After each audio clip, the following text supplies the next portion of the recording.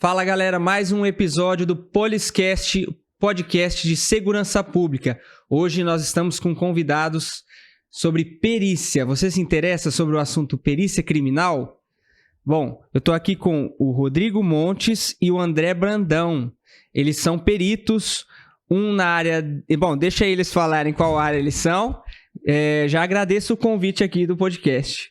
Valeu, Márcio. Obrigadão pelo convite.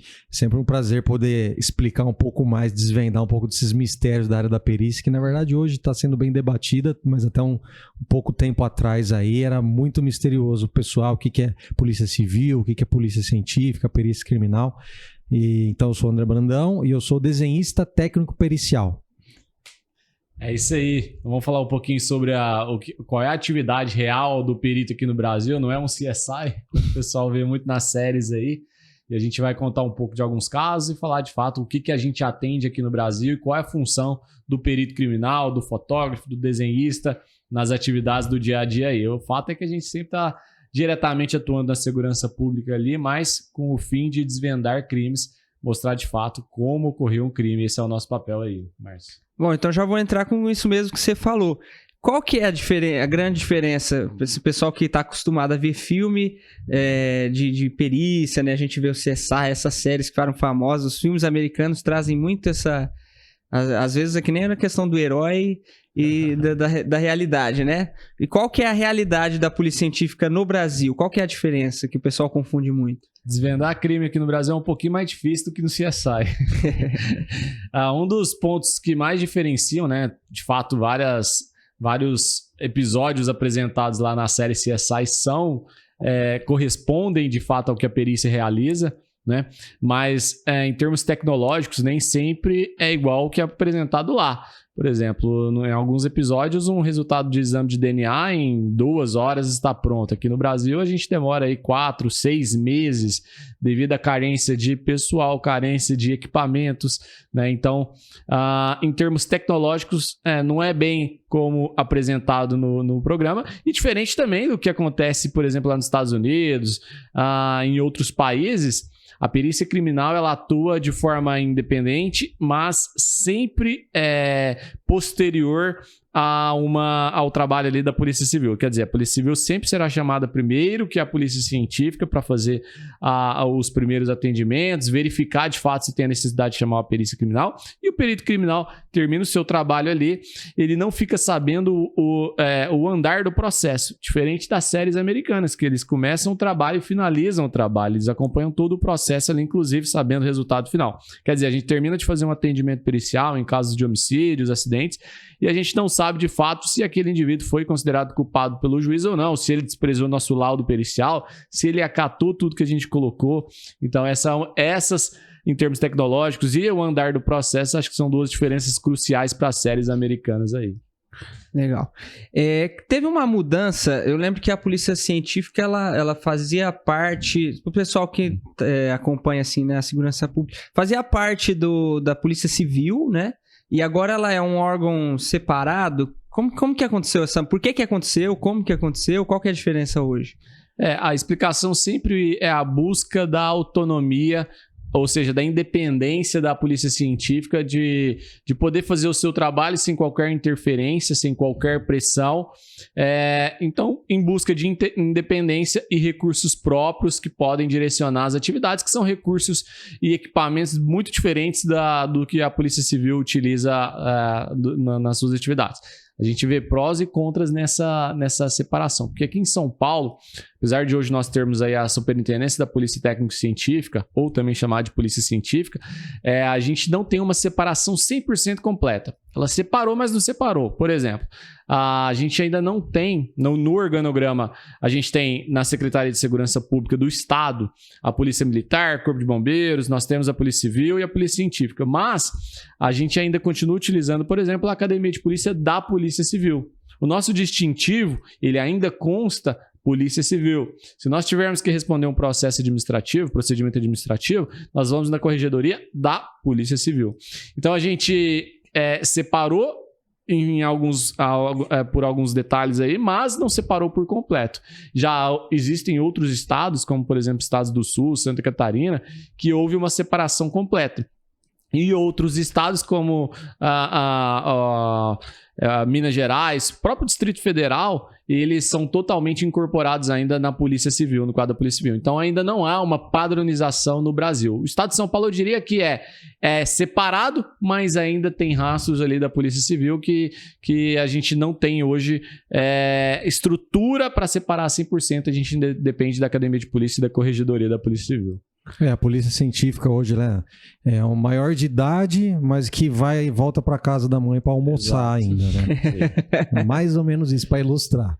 Sim. Então, assim, até 98, nós estávamos dentro da Polícia Civil, né? Então, a polícia científica, o IC, tinha muitos institutos, e a gente fala ICML, para o pessoal entender, IC são os dois institutos que formam a polícia científica, né? Então, o Instituto de Criminalística, que é onde eu e o Rodrigo trabalhamos, né? Lá você vai ter as 3 carreiras policiais: o perito criminal, o fotógrafo técnico pericial e o desenhista técnico pericial.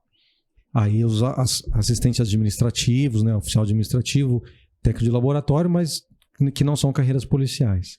E o IML, muita gente já conhece mais, que é o Instituto Médico Legal, onde você vai ter as outras 3 carreiras policiais, que é o Instituto, o médico legista, o auxiliar de necropsia e o atendente de necrotério. Também tem os seus oficiais administrativos internamente, né? Então, até 98, todo esse quadro pertencia à Polícia Civil. Foi quando, a partir de 98, o governador decretou e assim a gente conseguiu a independência da Polícia Civil. Não 100%, como o Rodrigo falou, né? Mas de lá para cá, não estávamos naquela época, né? Mas nós temos colegas que estavam nessa época, que viveram essa transição. E, de fato, é claro que você nota essa evolução. Até mesmo daquela... Antes você tinha que ficar, né, pedindo dinheiro para o seu pai, naquela fase. Então você não tinha essa independência, você não era maior, você não tinha essa liberdade. E o seu pai não entende as coisas que você precisa. E a polícia científica precisa de muita tecnologia, de muita inovação, né? Ela está muito ligado a essa parte tecnológica, essa parte científica, as coisas que são desenvolvidas de ponta nos países afora. E aí, às vezes, é difícil para a Polícia Civil entender essa parte, né? Ainda mais antigamente. Então, essa independência é muito importante. Hoje a gente vê que a Polícia Científica consegue, através da interlocução com deputados, senadores, governadores, de frente com essa parte política, conseguir verba parlamentar para você poder equipar um laboratório, para você diminuir o exame de DNA, que era de 1 ano, 2 anos, para ele conseguir cair para 6 meses. Aí você conseguir mais verba, diminui esse tempo, né? Então essa independência, ao nosso ver, é extremamente importante. E aí, vocês falaram do tempo já 2 vezes. Essa questão do tempo para desvendar um crime, ela é importante, né? Assim, quanto mais demora para fazer um exame, uma coisa, mais vai dificultando uma investigação, por exemplo? Sim. A gente pode pensar até num corpo humano mesmo, né? Se você chega num local e esse corpo humano ficou ali vários dias por não ter sido encontrado, como o caso do helicóptero, né? Que foi encontrado recentemente aí, com 4 corpos. Quanto mais tempo passa, mais a gente vai perdendo informações daqueles vestígios ali. E aí a gente pode pensar no corpo humano.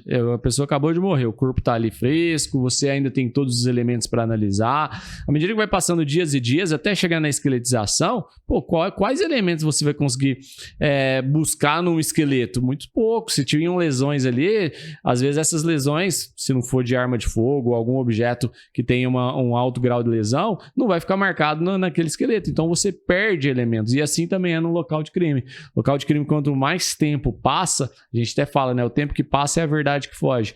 Justamente por quê? Porque a gente tem um grande risco de perder esses vestígios, principalmente aqueles vestígios que são transitórios. Por exemplo, líquidos que estão em locais, né? Vestígios que por intempéries desaparecem. Então a gente sempre preza a agilidade, a celeridade no acionamento e no atendimento do perito junto com a equipe de fotógrafo, desenhista, para a gente poder aproveitar esse momento quente de buscar o máximo de informações possíveis e não perdê-las. E você falou da decomposição do corpo, é muito rápido? Quanto tempo mais ou menos para... O pessoal gosta desses detalhes, assim, né? Quanto tempo é para também não sei se depende do clima, sei lá, alguma coisa, mas Quanto tempo para Ele é menos do que a gente gostaria, infelizmente. Parece que é muito rápido, né? Mas depende de fatores externos. Fala aí, Rodrigo. Mas são muitas variáveis, assim. Se ele tá com roupa é um tempo, se ele está sem roupa é um tempo. Aqui em Rio Preto, que é muito quente, ele vai ser mais acelerado do que outras cidades, por exemplo, Bragança Paulista, que é uma cidade mais fria do estado de São Paulo. Então, assim, depende de temperatura, depende da roupa. Se a pessoa ela tem mais tecido adiposo, em outras palavras, se ela é mais gordinha do que a outra, também vai mudar o tempo aí de decomposição. São vários fatores. E aí, assim, se ele tá inumado, que a gente fala, né? Se ele tá enterrado ou não, também muda o tempo. Mas vamos pensar num ar livre, assim. No ar livre aqui em São José do Rio Preto, que a gente presencia quase todo plantão, a gente tem pelo menos um corpo em algum local de crime para atender. E aí, nas primeiras horas, né, o corpo vai esfriando, ele vai passando por um processo de rigidez, então ele vai se tornando cada vez mais rígido, né, até chegar ali por volta de 8 horas, ele já tem uma rigidez generalizada, começa a descer da mandíbula, do pescoço até os pés, então a gente consegue ter uma estimativa do tempo nessas primeiras 8 horas, analisando a rigidez cadavérica. A gente também tem a deposição sanguínea, porque o coração para de bater, então nas partes mais baixas costumam ficar depositados o sangue por efeito gravitacional mesmo, e esse sangue ele acaba se depositando nas partes mais baixas e se tornam fixas no corpo, ou seja, não movimenta mais esse sangue após 12 horas, então também ajuda a gente já a estimar esse tempo do corpo, se está fixo ou se não está esse sangue. À medida que ele começa a passar o tempo, o corpo começa a liberar gases já no primeiro dia, e aí isso se torna visível, essa fase gasosa, a partir das 36, 48 horas após a morte dele, então ele já começa a se expandir, começa a aparecer as veias começam a se tornar aparentes também, e aí começa a ter a chegada dos insetos, que é a fase que a gente chama de entomologia forense. Quando os insetos começam a chegar, pra você ter uma ideia, Márcio, em cada tempo surgem insetos diferentes, ou seja, a gente também consegue estimar o tempo pelo tipo de larva que está lá naquele cadáver, e à medida que vai passando por outras larvas, besouros, moscas, também vai ser possível estimar o tempo de morte, né? E aí ele passa aí, depois dessa fase toda gasosa, o corpo, os tecidos moles começam a se decompor até chegar a uma fase final que é a esqueletização. Mas resumindo a pergunta aí, em 1 mês aí já é possível ele chegar na esqueletização, tá? Então vamos dizer assim, com 2 dias ele já começa a se expandir, começa a ficar gasoso, com 1 semana você já começa a ter, o rosto dele já passa a ser praticamente irreconhecível, né? E aí ao longo desse primeiro mês, até o fim desse primeiro mês, é possível já ele tá iniciando a fase de esqueletização, principalmente se ele tá numa área aberta, numa floresta, numa área de mata, né? E aí isso acelera ainda mais a decomposição dele. Credo, cara, você vê essas coisas mesmo. Não, você vê mais do que eu. E vocês falaram Rio Preto, acontece todo dia crimes como esse. Porque acontece, na verdade, que lá no começo... Na região, né? Lá no começo, que nem o Rodrigo disse, a gente acaba não acompanhando a continuação do caso, né? A gente participa de uma parte do inquérito. Mas, pela minha experiência nos casos que eu peguei, a maioria deles, na verdade, não era, no caso de podrão, que é o que a gente chama, né? Quando tá nesse estágio. Com todo respeito. Com todo respeito a quem já passou por isso. Pra não vilipendiar o... exatamente. cadáver. Com todo... Mas porque, né? A gente chega naquele... Enfim, quando já tá nesse estágio de decomposição, geralmente a maioria dos casos me parece que não foi criminal. Sim. Assim, não criminal ao ponto de alguém com a intenção de matar aquela pessoa, né? Geralmente é uma situação mais de abandono, que para mim é um crime também, mas às vezes é o abandono da própria pessoa, né?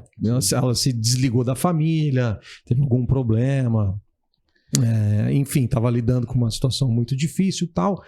E aí ela teve um mal-estar. E as pessoas que não têm contato. As pessoas que são sozinhas e as pessoas sozinhas que não tem alguém que acompanhe elas diariamente, seja uma ligação, né? O que acontece? A pessoa passou mal, teve um mal súbito, né? Quem que vai descobrir? Quem que descobre? Vizinho. Por causa do quê? Cheiro.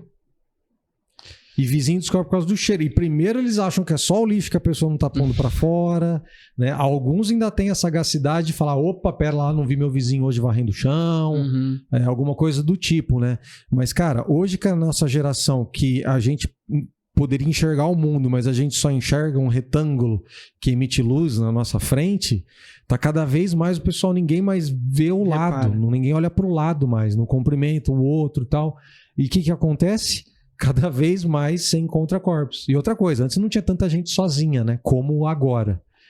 E assim, é importante isso que o André falou, porque nós somos chamados para 2 tipos de mortes. Mortes violentas, ou seja, o que é morte violenta? É toda e qualquer morte que decorre de um fator externo, né? Então, se você tem ali um acidente, um homicídio, enfim, e também entre os casos de morte suspeita. O que é a morte suspeita? É quando ele não sabe se é uma morte violenta ou se é uma morte natural. Ele tem uma suspeita que possa ser uma morte violenta, que possa ter sido causada por um fator externo.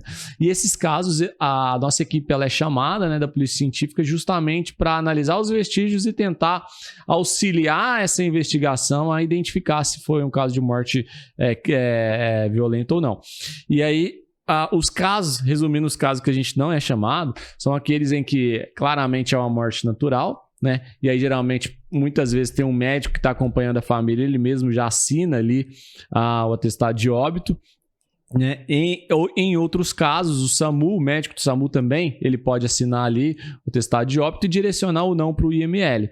Sempre que for morte suspeita, ele vai direcionar. Agora, existem aqueles outros casos que tudo indica ser uma morte natural, mas você não é uma morte clara, assim, você não consegue falar exatamente o que foi, porque não tinha um acompanhamento médico, ou seja, uma morte natural sem assistência médica. E esses casos, os responsáveis por analisar esse corpo é o que eles chamam de serviço de verificação de óbito, né? E aí, esse serviço de verificação de óbito era feito lá no HB, né, no hospital de base, por um patologista, que é o médico, a especialidade mais adequada para analisar um corpo é o patologista. E aí, era feito também uma perícia naquele corpo para tentar identificar as causas dessa morte. Mas na prática, a gente sabe que não funciona exatamente igual na teoria. Na prática, muitas vezes, mesmo sendo caso de morte natural, maior parte, eu acho que a gente atende mais casos de morte natural do que de morte violenta, né, André? Nesses casos de encontro. Sim. Nesses casos de encontro, quando é encontrado o corpo, sim. Com certeza a maior parte morte natural. Aí chega no IML, ele vai abrir o corpo, vai ver que o coração tem lá algumas equimoses pontiformes, ele vai falar, foi uma asfixia, foi asfixia não, foi decorrente de um infarto, alguma coisa assim, né? Ele vai analisar o corpo e vai ver sinais que indicam uma morte natural por algum fator. Nós tivemos um caso aqui em Rio Preto, foi a guarda que atendeu. Um senhor, ele estava meio que num estado de abandono, como você estava falando, né? E aí, quando foi na casa, a casa estava bem suja, assim, tinha rato, ele estava com as unhas compridas, descuidado. Acumulador. Já atendemos de acumulador também. Acho que nesse caso, eu não sei se ele estava abandonado, até depois que ele foi socorrido, uns 15 dias após, ele faleceu. Ele chegou a ser socorrido. Foi, porque a vizinha chamou, aí foi um pessoal de página da Rio Preto região, não sei o que, as páginas foram lá, divulgaram, e aí chamaram o SAMU, acho que o bombeiro na época. Mas, assim, acontece, então, muito, assim, de pessoas sozinhas que às vezes, em vida, já estão ali, né? Já tá num estado de abandono e caminha pra essa morte, né? Acontece muito isso. Sim. Às vezes, eu chego num local, a gente vê que a hora que você chega no local, que a equipe de rua do IC, o corpo é às vezes, a última coisa que a gente vai examinar. Né? Até mesmo porque esse corpo ainda vai ser transportado para um perito médico legista fazer o exame exclusivamente no corpo. Então a nossa equipe é responsável, porque só está sobre a nossa jurisdição, examinar o local, né? O médico legista não vai fazer o exame do local, então compete a gente fazer todo e qualquer exame que precisar ser feito no local. Depois você parte para um exame superficial, né? O perinecroscópico no corpo. Então no local, a hora que você constata, né? Você chega, já está a equipe da Polícia Militar, geralmente fazendo a preservação do local. Você começa o exame de fora da casa para dentro. Ver se não foi nada arrombado, se não foi escalado, nenhum obstáculo rompido, tudo mais, para a gente chegar.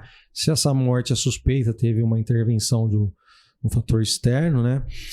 E a hora que você... Então, fazendo todos esses exames na casa, você começa a examinar a casa e você vai entendendo o estágio que aquela pessoa chegou naquele ponto. Né? Você vê lixo que não é posto para fora, a pessoa na cama dela só tem o espaço dela dormir.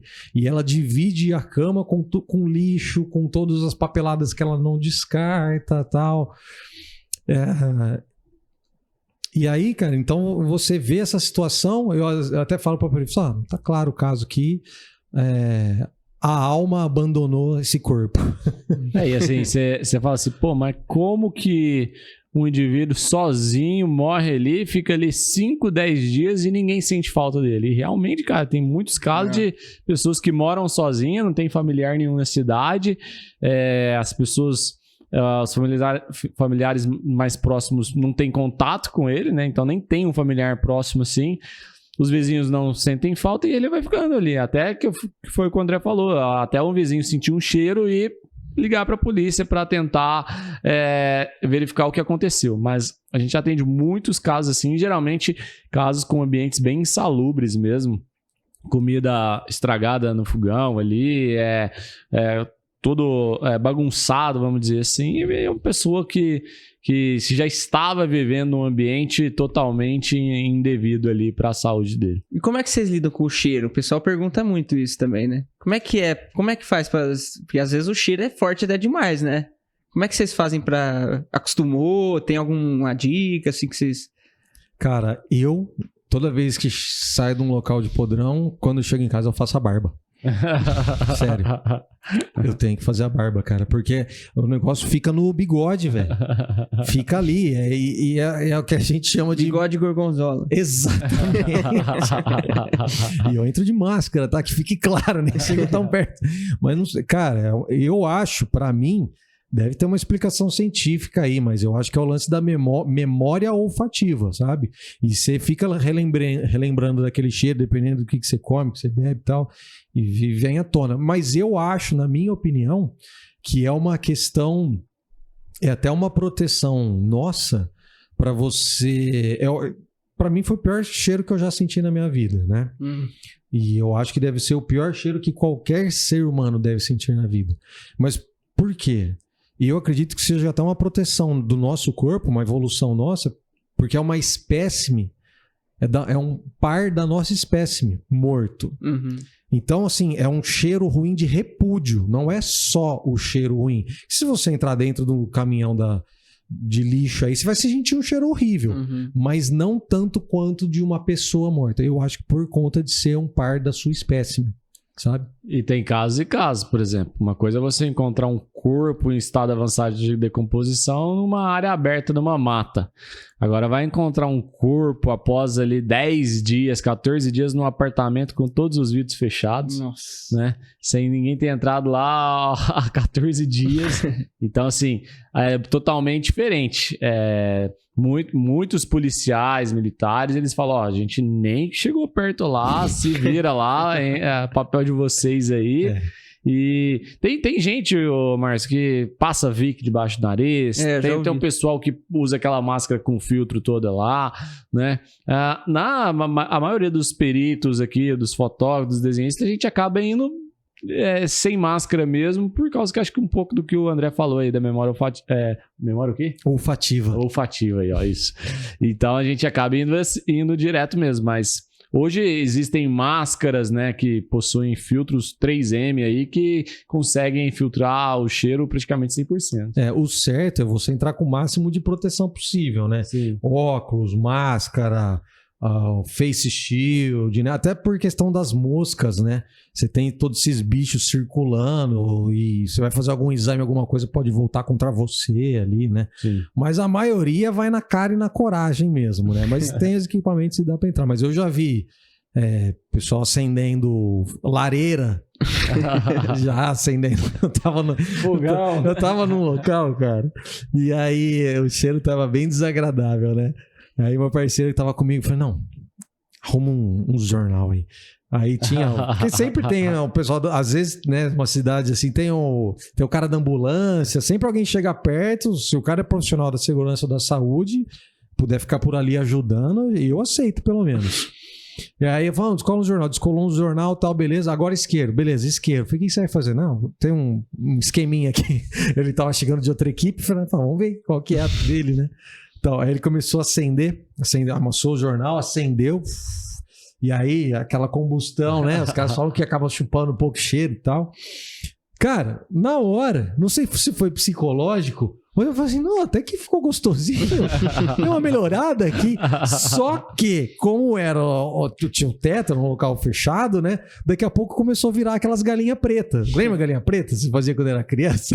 Juntava os jornal, acendia o fogo, ela voava. Então começou a voar. Então ela voava aquele jornal, aquela galinha preta, batia no teto e começava a circular pelo local. Então eu tava lá tirando foto, daqui a pouco tinha uma galinha preta passando. Daqui a pouco vocês morreram intoxicados lá. Cara, então assim, você tirava o cheiro, mas daí tinha um problema físico daquele negócio que tá voando, caindo. Enfim, já vi também agente funerário jogando pó de café também, né? Ainda mais Baigon. um baigonzão, né? Mas pra eles não deve ser fácil, cara, porque eles ainda têm que jogar na maca, manipular, transportar, levar pegar a requisição na central, depois voltar, eles vão ficar mais tempo ali. Já né? teve caso que quando o agente funerário chegou para recolher o corpo, o corpo estava tão inchado, né, devido à fase gasosa, que eles tiveram que voltar e trocar o carro da funerária, porque aquele carro com a câmara que eles tinham lá não ia ter espaço suficiente para colocar o corpo lá. Então eles tiveram que buscar um maior. Antes de colocar chegaram no local, olharam, isso eu tava com o Jorginho. Chegamos no local, a hora que o pessoal da funerária viu o tamanho do corpo, eles falaram, não vai caber na nossa... Eles estavam no Massaveiro. Aí buscaram um carro maior. Vieram de Blazer. Aí sim, na segunda vez que eles chegaram, mas demorou, hein? Demorou e nem eles esperavam encontrar um corpo tão inchado assim. Ele praticamente dobra o volume ou até chega em alguns casos, quando é muito magrinho, chega a triplicar o volume. Eu fico imaginando, então, um caso, por exemplo, que nem um desastre, tem muita gente, que nem aquele da Boate Kiss, como que será esse processo, né, de chegar num local que tem, sei lá, 50, 100 pessoas mortas? Como que é pra, né? Às vezes nem vocês mesmos sabem o que vai fazer, cara, né? Vai ter que... Eu não sei porque eu nunca peguei. Mas eu imagino que, nesse caso, sem dúvida nenhuma, você tem que contar com o apoio de equipes parceiras próximas, vizinhas, né? Esses casos entram naquela classificação de identificação de vítima de desastre em massa, que é o que eles chamam de DVI. E esses casos se caracterizam justamente porque só a equipe daqui de Rio Preto não é o suficiente para conseguir dar conta de atender, nem mesmo os hospitais que tem aí, né? Nem mesmo o IML. O IML deve ter o quê? Umas 3 macas lá. Pô, você tá falando de um local com 100 corpos. Da boate, acho que foram 230 e alguma coisa corpos. É coisa pra caramba. Ou seja, o município de Rio Preto não é o suficiente para atender esse local, tanto em termos de perito, em maca do IML, em local para colocar esses corpos. E aí a gente tem um protocolo, né, que segue o protocolo da Interpol, que é o protocolo de identificação de vítima de desastre em massa, onde a gente acaba pedindo ajuda, né, para regiões vizinhas, para estados vizinhos e, quando necessário, até mesmo para países vizinhos para poderem auxiliar, tanto com relação ao protocolo quanto aos procedimentos que vão ser realizados aqui. O Brasil não tem um histórico, tirando casos naturais, né, não tem um histórico tão elevado de mortes em massa, assim, né, como no caso da Boate Kiss que ocorreu aí. Mas, de fato, a gente precisa de um apoio externo porque foge do padrão e do que a gente está acostumado. Já pegamos, né? Você já deve ter pego o seu máximo de Foram 4, acho que foram 4. Não, mas assim, somado num plantão inteiro. Talvez foi até contigo esse plantão. Nossa senhora, aquele. Enfim, pode acontecer de pegar 8, 10 corpos num plantão de 12, né? Mas separadamente. Então, um caso após o outro. Então, de cara, agora, quando você chega e pega de cara 4 ou 5, já é a questão de pedir um apoio para um colega, seja o próximo plantonista, né? Ele vem, ajuda, e vocês em 2 peritos, ou mais outro fotógrafo também. Isso já é mais comum. Não raras às vezes vão mais de um perito, mais de um fotógrafo, mais de um desenhista para ir até o local e fazer um trabalho em conjunto ali, principalmente nos casos de maior complexidade. Não é raro acontecer isso.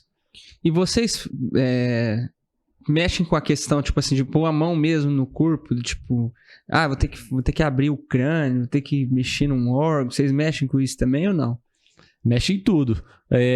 Não de abrir o corpo, porque aí fica a responsabilidade do médico legista. Uhum. Né? Então, assim, tudo que é externo ao corpo do cadáver, que a gente chama de perinecroscópico, a gente vai atuar. Coloca 2 luvas, né? Porque não dá para confiar em uma única luva ali. Você coloca 2 luvas e a gente acaba analisando todo o corpo. Ver se tem algum trauma craniano. Ver se a gente vai despir o corpo inteiro para analisar lesões externas, né? Então, isso é muito complicado quando a gente está numa via pública, né? Já atendi alguns casos aqui em São José do Rio Preto que tinha uma multidão de curiosos em volta lá e a gente fica naquilo, eu tenho que analisar o corpo, mas tô todo mundo com celular, como é que eu vou fazer para analisar esse corpo sem o pessoal fotografar? Então a gente teve que pegar a viatura da Polícia Civil, viatura da científica, carro da agente funerária, a gente fez um triângulo, vedou o corpo inteiro ali para poder analisar, em respeito até ao corpo e à família. Mas a gente acaba tendo que mexer em tudo, sim. Muitas vezes o pessoal da funerária acaba dando um apoio também pra gente, né, nesse manuseio aí. Até vou tomar cuidado com as palavras aqui pra gente não tomar uma bronca, entre aspas, do YouTube. Muitas pessoas ceifam sua própria vida, é muito grande esse número, porque não se fala muito, né? Não sei nem se é bom falar disso, mas eu vejo, assim, às vezes algumas estatísticas, talvez é até maior o número de tirar a própria vida do que o homicídio em si. Como que é? Vocês atendem muito? Pode falar, André. Eu também não queria falar. Cara, não. O número de homicídios é maior. Pelo menos que tem acontecido ultimamente aqui na nossa cidade e região, infelizmente, né?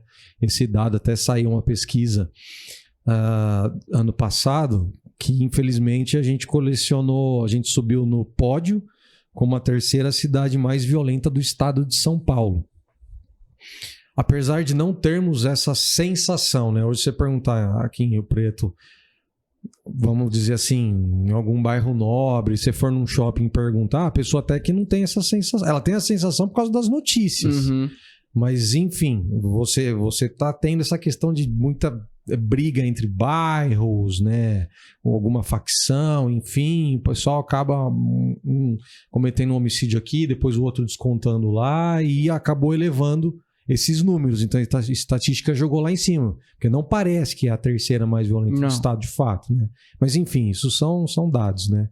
Em questão desse assunto, né? Acontece, né? E hoje eu entendo a importância. Eu até perguntei para um colega jornalista por que não é falado, né? E ele até me disse que realmente é a ética da profissão e que eu vejo que é muito bem respeitado. Apesar de que agora estarem surgindo muitos meios de comunicação que já não tem mais esse compromisso, né? Esse compromisso do jornalismo. Não é mais todo mundo que é formado em jornalismo. Então, cada vez mais começa a surgir aqui e ali coisas que não eram para ser ditas, né? Então, assim, acontece, a perícia acaba vivendo isso mais do que a população, né? Mas eu, em particular, eu tenho muito essa questão do vilipêndio a cadáver, que não é só a questão da pessoa desfazer do corpo, fazer um maltrato fisicamente com o corpo. Para mim, a pessoa tirar uma foto de um corpo e postar num grupo, isso é vilipêndio a cadáver. Isso é coisa séria, isso é crime, né? Então, em local, a gente procura sempre fazer dessa maneira. Pedir para todo mundo remover celular ou sair de local, né? Pega o documento da pessoa, né? Você tenta alguma forma de intimidação para que a pessoa não documente aquilo que está acontecendo, né? E do resto você acaba protegendo da melhor forma que você puder. Nunca tirei foto com o meu próprio aparelho e tal. O que você tem que levar de local são as peças, a memória e aquilo que aconteceu só para você registrar depois profissionalmente, para confeccionar laudo e tudo mais. Mas essa questão acaba acontecendo e é muito triste mesmo, né? Pra você ter uma ideia, a gente perde mais policial por esse motivo do que por confronto. Sim. Então a gente tem uma estatística maior de policiais que ceifam sua vida do que em confronto policial. E não tem idade. A gente pega aí pessoas de 12, 14 anos, até mesmo eu já peguei casos de 70 anos de idade. Então, quer dizer, a pessoa viveu 70 anos para no final de tudo, e geralmente é quando perde a esposa que viveu com ele a vida inteira e começa a se sentir sozinho, perde o sentido da vida, né? Então, assim, os motivos que muitas vezes são expostos em cartas e etc., mas não tem idade e, infelizmente, a gente perde mais policiais por esse motivo do que por confronto. E é difícil identificar, assim, não, foi isso... Né? Tem que ter é complexo, é nítido, é claro, e também, porque também pode ter até uma enganação, né? Por exemplo, alguém pode simular, né? Como que é? Já tivemos casos assim aqui em Rio Preto de caso que a princípio ele tinha ceifado sua vida, posteriormente foi visto que era um homicídio, né? Existem sinais, dependendo do tipo de fato que aconteceu, né? Se foi utilizando uma corda, a gente vai analisar as marcas na região cervical, nós vamos analisar todos o celular vai passar por uma perícia, nós vamos analisar todo o ambiente interno e externo de onde foi encontrado, né? A Polícia Civil, na investigação, vai buscar ver se ele tinha alguma discórdia com alguma pessoa, vai buscar ouvir os vizinhos. Então, todo esse trabalho em conjunto aí da obra, junto com o IML também, que vai analisar as lesões internas, a gente chega a uma informação de que há ou não uma suspeita de ter sido algo diferente daquilo que a gente foi requisitado, tá? Mas, de fato, não é o mais comum, mas existem casos de encenação, de casos de simulação da pessoa ter ceifado sua vida e, na verdade, não foi assim. Vocês acham que tem alguma coisa que explica? Você falou do caso de Rio Preto e eu concordo. A gente não sente que a cidade é violenta. Falo muitas vezes, a gente estava até conversando antes aqui. Ninguém tá aqui ninguém em Rio Preto tá muito preocupado assim, eu vou sair andando a pé, vou ser assaltado, ou vão roubar meu carro. O índice de roubo, por exemplo, de veículo é muito baixo aqui. Você não ouve notícias todo dia que alguém foi roubado um carro, uma moto com uma mão armada, como é em São Paulo, na região de Campinas, do ABC e tal. Mas estamos no top na questão de homicídio, né? Então, como que vocês analisam isso? Por que tem essa guerra de gangue, por causa do tráfico, ou é uma guerra mesmo sei lá, eu sou mais poderoso que você, sei lá, por que acontece isso? Cara, dos casos que eu atendi e os correlacionados também, porque eu também acabo acompanhando as notícias, eu vejo que é uma mistura até mesmo assim da questão da droga, né? Você tem em duas frentes. Primeiro, o usuário, que cada vez mais ele é mais jovem.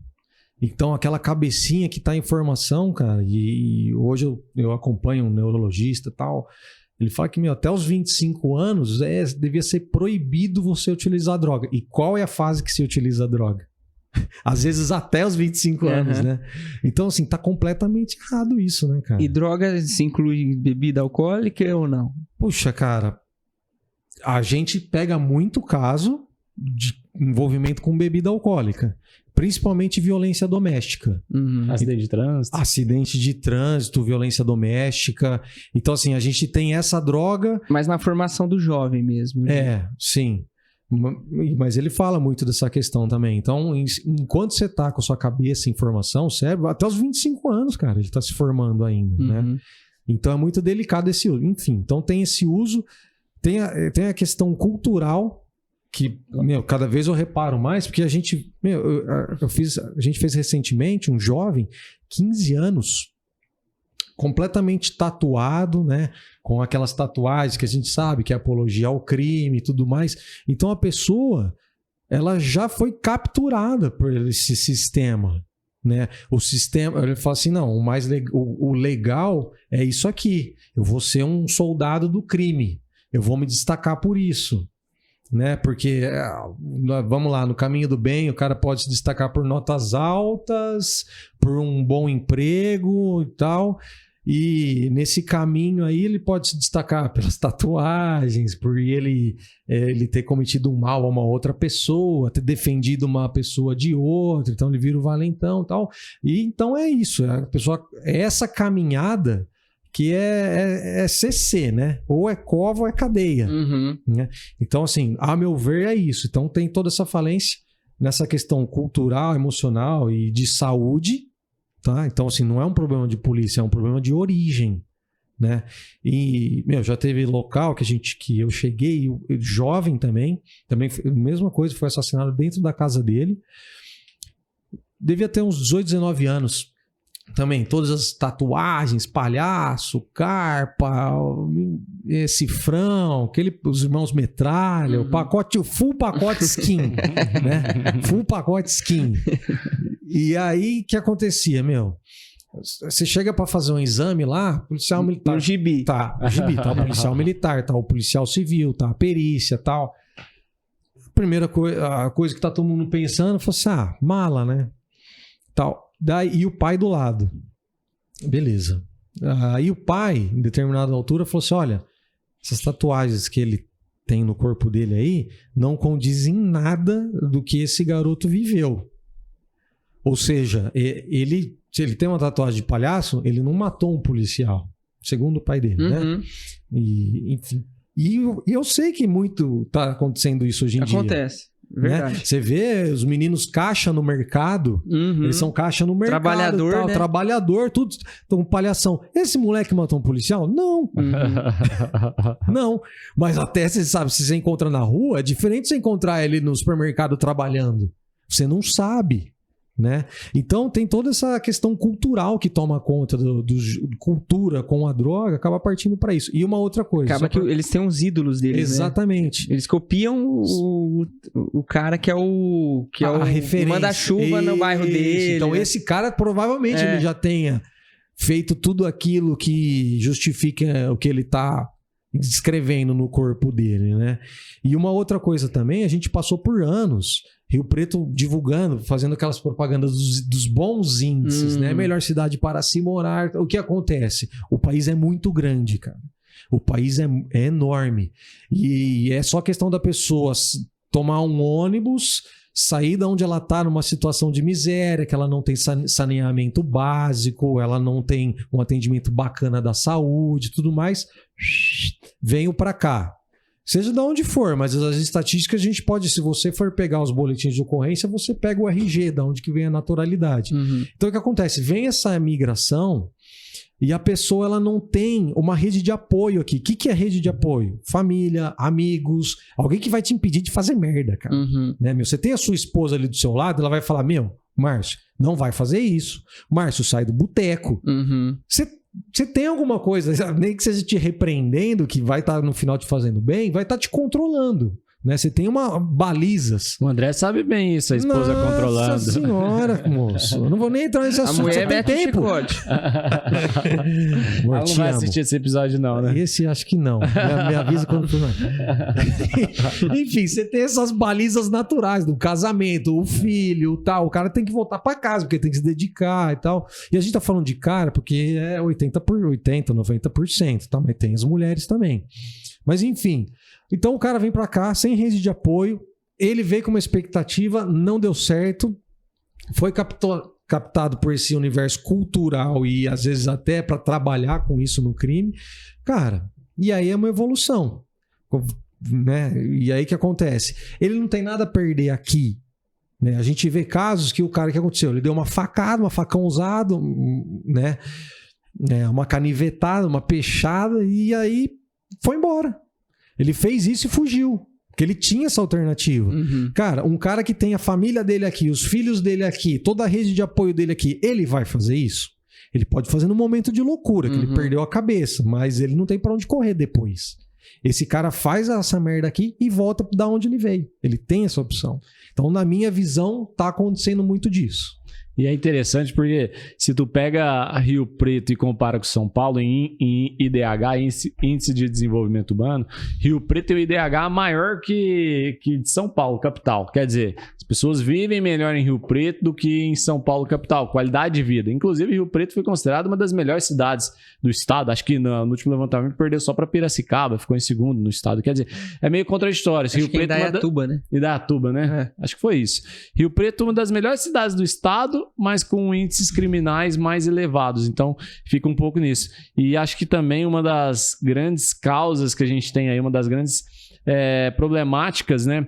A gente tem grandes criminalidades setoriais, né? Ou seja, nós temos áreas com altos índices criminais e, ao mesmo tempo, áreas com quase nada de crime. Quer dizer, por que na mesma cidade há uma divergência tão grande de crimes em determinadas regiões comparados com outras? Isso, os próprios registros policiais nos mostram que a diferença é gigantesca.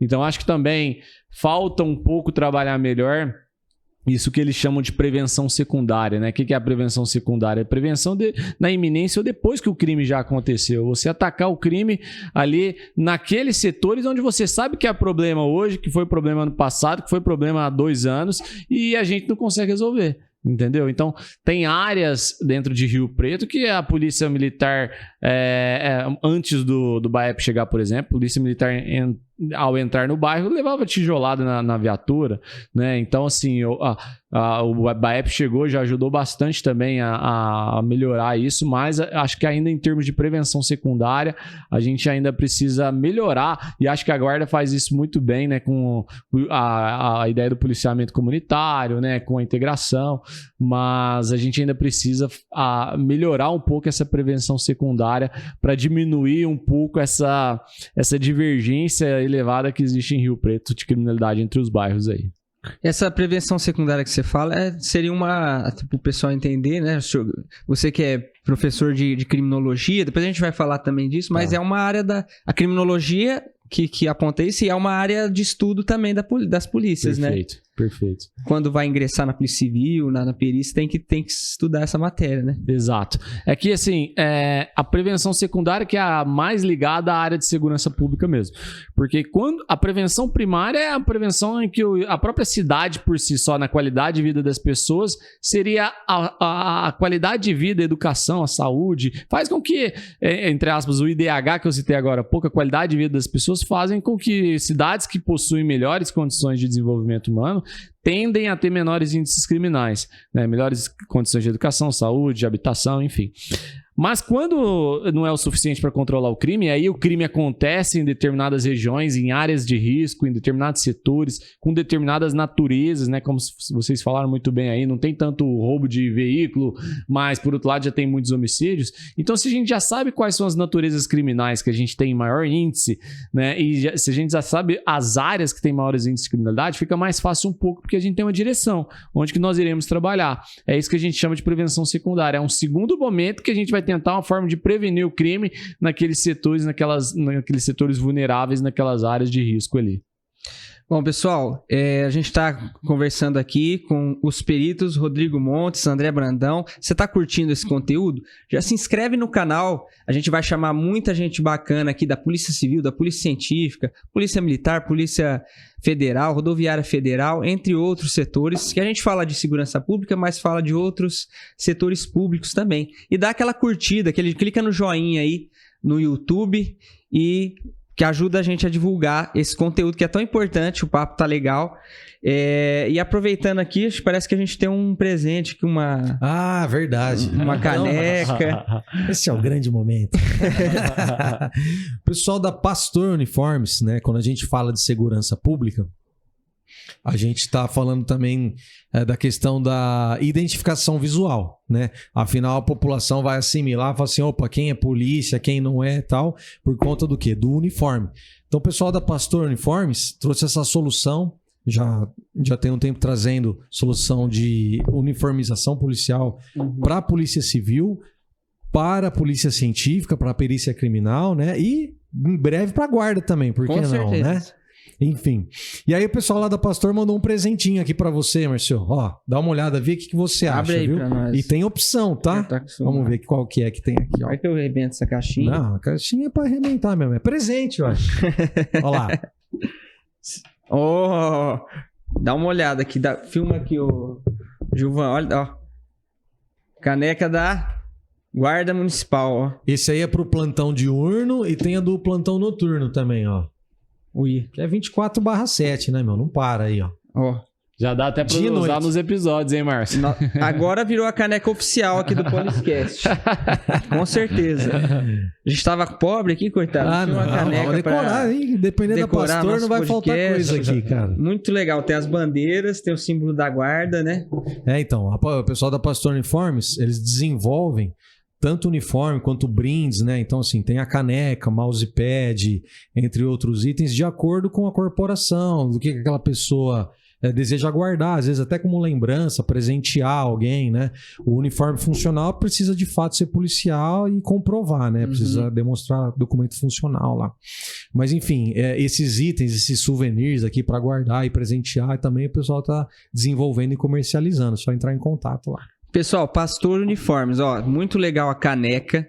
Vocês estão vendo que eles fazem diversos produtos personalizados. Pessoal da Guarda Municipal, das polícias, quer fazer um uniforme legal para você trabalhar, não ficar fedido, não ficar suando, né? Não ficar aquele odor desagradável, uma camiseta mais bonita às vezes, né? Eu até falo aqui que o profissional de segurança pública gosta de investir, assim, às vezes ganha um coturno normal, ele quer comprar um melhor, porque às vezes mais confortável no serviço. Então procura a Pastor Uniformes, a gente pode até deixar na descrição lá do vídeo um contato, vai mandar nos grupos aí. E você também que está assistindo o podcast, ó que caneca legal. Qualquer produto, procura a Pastor Uniformes, nós vamos deixar o contato lá na descrição desse vídeo, beleza? E agora a gente vai voltar aqui para o nosso papo sobre perícia e segurança pública. Vocês acham que as tecnologias no Brasil, por exemplo, que vocês usam, né? Também não sei se Rio Preto tem muita diferença com o resto do Brasil. Elas estão aproximadas de outros países, como Estados Unidos, Europa, ou está muito longe ainda das mesmas tecnologias que usam para fazer essas perícias, etc? Bom, a gente tem os dois lados da moeda, né? Estamos distantes em algumas coisas, né? Mas em compensação, já somos pioneiros em outras, né? No caso, eu vou citar aqui um equipamento que a Polícia Científica do Estado de São Paulo é pioneira a nível mundial, que é o scanner 3D, né? O que é esse equipamento?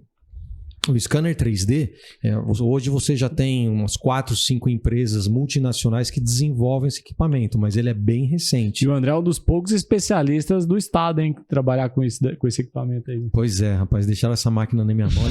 Eles não sabem o que fazem. Um equipamento desse custa 650 mil, tá na mão dele. Rapaz do céu. É melhor até deixar no armário, né?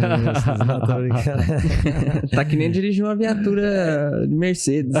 Pois é, você acha que o polícia quer? Não quer, não quer não, sem mano. Seguro? Não, Tá de jeito nenhum. doido. Mas enfim, o equipamento tá aí e a gente tem que botar a mão na massa, né, cara? Senão a coisa não acontece. Você precisa de um policial operando ele. Então, por exemplo, esse scanner é uma novidade que a capital estava testando. E aí, depois deles fazendo os testes, eles abriram para as unidades do interior, né? Então, a gente fez parte da primeira turma de capacitação para operar o scanner 3D, que é uma baita tecnologia. O que basicamente, Márcio, ela faz hoje, né? Primeiro é o seguinte, eu digo assim, quando eu vou fazer os treinamentos, né? Porque muita gente ainda é reticente à tecnologia, ainda mais quem já está na corporação tem o tempo, né? Aqueles dinossauros. Exatamente. Não, eu sei o que fazer, só lá no meu dedo, fiz isso a vida por pra inteira. fora aqui, eu vejo quando tá batendo no sudoeste aqui, tá lá, aquele foi o criminoso. Enfim, então tem essas técnicas antigas, mas hoje cada vez o processo ele não é um só, né? Você não tem só a perícia, depois o laudo ele vai abastecer o inquérito, que vai abastecer o processo, você tem juiz, promotor, assistente técnico, advogado, cada vez mais contestação, então você não pode ficar deixando ponta solta, né? Então cada vez precisa deixar um processo mais amarrado, mas enfim, por exemplo, o scanner, você tem aquela cena de local de crime. Normalmente, sem o scanner, o que a gente faz? Nós tiramos todas as fotos, fazemos os croquis, o perito faz as anotações, liberamos o local, ele é desfeito. Você nunca mais vai ter aquele local. Você vai ter através de fotografias e anotações. O que o scanner faz? Primeiramente, ele mortaliza o local, né? Depois de você fazer o passo a passo, seguir as operações dele, ele vai gravar, ele vai filmar, tirar fotografias, criar uma nuvem de pontos 3D. ele vai guardar para sempre aquele local de uma maneira que você consiga entrar nele, através de computador, dos softwares. Você fala, puxa, como é que foi aquele acidente de bem trânsito? Black Mirror isso aí. É parecido, cara, exatamente. Então, assim, e cada vez mais acontecendo um local atrás do outro, né? Você tem a chance de gravar aquele local e depois você está esperando várias ocorrências já poder seguir para a próxima com mais celeridade. Né? Tem gente que fala, não, mas eu vou perder tempo. Porque antes eu não tinha essa etapa de escanear o local. Eu só fazia minhas coisas que eu fazia e tchau. Tá, mas e depois? Porque a questão do local, nossa, legal. Muita gente, muito perito adora atender local, porque é a parte quente da perícia, né? A questão é, a hora que você volta para a base, você tem um documento para fazer que é o laudo. Todo local que atende tem que ser feito um relatório, um laudo. Todo local atendido precisa do seu relatório. E aí é a parte fria, né? E aí aquela parte de sentar... A hora que ele vai buscar um café, a hora que... exatamente. Ele acorda meio preguiçoso. A hora que ele fala, cadê minha caneca da Pastor Uniformes? Meu Deus do céu. Enfim, então é a hora, cara. Você imagina, todo mundo aí que tá nos escutando, já fez uma faculdade. Pensa no seu TCC. Nossa, já dá até um arrepio. Cara, pensa no seu TCC, pensa naquela monografia que você fez. Às vezes você fez uma na vida, você fala, nossa, meu Deus, ainda bem que acabou. Cara, o laudo é um TCC. É. O laudo, todo local você vai que às vezes é um TCC menor, às vezes é um TCC maior, né? E no caso da gente que atende a rua, são várias coisas diferentes. Então não é aquele tema que você está especializado, aquela fábrica, aquela produção de fábrica que é só aquilo. Copia e cola. Copia e cola. Não. Você vai ter o acidente de trânsito, você vai ter o crime contra pessoas, tem a violência doméstica, você tem os furtos, crime contra patrimônio, crime ambiental. Então você volta para o seu TCC ali, cara. Mas o scanner é para isso. Você vai gravar aquilo. Para depois, quando você precisar voltar, você entra nessa cena do local de crime. E outra coisa, você consegue montar dinâmica. Então, além de você imortalizar, ter para sempre aquele local, você consegue montar uma dinâmica. Depois, o desenhista, em laboratório, depois que foi feito o escaneamento no local, já dentro do Instituto de Criminalística, ele consegue, com as fotografias, com as anotações do perito, remontar um acidente de trânsito, por exemplo. Né? Ou até um crime de homicídio, né? De acordo com as dinâmicas. Colocar a posição do atirador, da vítima, né? Mostrar como foi feito esse disparo. Né? Então o André consegue montar tudo isso ali no software e fazer uma simulação mesmo, colocar em movimento esses avatares que a gente chama aí e demonstrar de forma que não seria possível sem o equipamento. Por exemplo, uma pessoa que foi carbonizada num apartamento e por algum acidente ou de forma dolosa ali. Como é que você vai fazer na prática mostrar alguém que foi carbonizado? Você não consegue, somente por meios digitais com software. Então ele consegue mostrar passo a passo do que aconteceu por meio desse software aí. Exatamente, você consegue recriar. Então, por conta exatamente disso que o Rodrigo disse, hoje a gente tem utilizado, e de forma pioneira, até eu acredito que o núcleo de São José do Rio Preto é o que tem mais se utilizado dessa ferramenta para fazer reproduções simuladas. Né? Então, casos onde há dúvidas por parte da autoridade policial ou até do MP, né, que é solicitado a reprodução simulada, que muita gente chama também por reconstituição, a gente tem utilizado o scanner 3D. Por quê? Primeiro que você consegue colocar todas as pessoas no local sem colocar as pessoas. Como tradicionalmente era feito, você colocava os personagens, né? E você fazia as fotografias e aí você abastecia o laudo, ficava aquele passo a passo como é que foi. Hoje, com a reprodução simulada digital, você consegue colocar esses avatares, legendando eles, né? Falando quem é quem na cena do local de crime, e você consegue fazer dinâmicas que não seriam possíveis através de fotografia, porque ela é fria, ela é parada, ela é 2D, né? Então, por exemplo, a gente teve um caso que foi até a equipe de Jales que fez a reprodução no local e mandaram os arquivos para cá, né? E eu que fiz a reconstituição digital. Então era um caso de violência doméstica que o agressor ele arremessava uma panela de pressão em cima da mãe com um bebê de colo, né? Como é que você faz isso na fotografia? Você tem aquele personagem com a panela na mão e depois você tinha a mãe com um boneco segurando a panela. Você não tinha essa movimentação, como que foi a chegada dessa arma até lá. Na reprodução simulada você tem o arremesso da pessoa, a panela voando. Outras coisas também. Às vezes a reprodução simulada é marcada depois de meses ou até anos. Muitos elementos já não estavam, que eram importantes, né, para o que aconteceu de fato, já não estão mais ali, né? Essa questão de incêndio, teve um que a gente entendeu também, que era um equipamento que acabou, a pessoa foi abastecer ele e acabou provocando um acidente e tudo mais, enfim. E são elementos que você não consegue colocar mais no local por fotografias, mas através do scanner você consegue colocar ele, né? Entre outras coisas. E esse scanner, ele tem tipo uma... Desculpa a ignorância, eu nunca... né? Mas assim, tem uma inteligência artificial, por exemplo, pode fazer cálculo. Alguma coisa assim, ou não existe isso? Ele não tem uma inteligência artificial, mas ele tem ferramentas que daí o operador, né, que ele vai colocar todos os dados junto com o perito, para aí sim vocês começar a fazer os cálculos. Mas tem toda essa questão, ele tá todo gravado, ele não faz sozinho. É que eu já estava aqui imaginando assim, nossa, ele calcula a velocidade da panela voando. Assim. Então, essa questão da inteligência artificial hoje está deixando a gente mais preguiçoso, né? Assim, né? Isso aí a inteligência artificial faz. Legal. E o que vocês falaram, assim, o ponto positivo? Tem alguma coisa que falta, assim, nossa, podia... Tem alguma aparelhagem, alguma tecnologia que falta? Assim? Uma remuneração melhor aí. Ia bem. Mais gente, né, para trabalhar. A gente vai trabalhar. Mas em termos de estrutura, assim, eu confesso que em São Paulo eu não tenho muito a reclamar, nem muito a pedir, né, André? É verdade.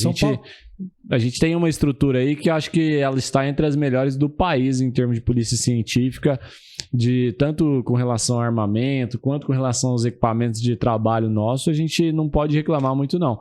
A gente tá bem.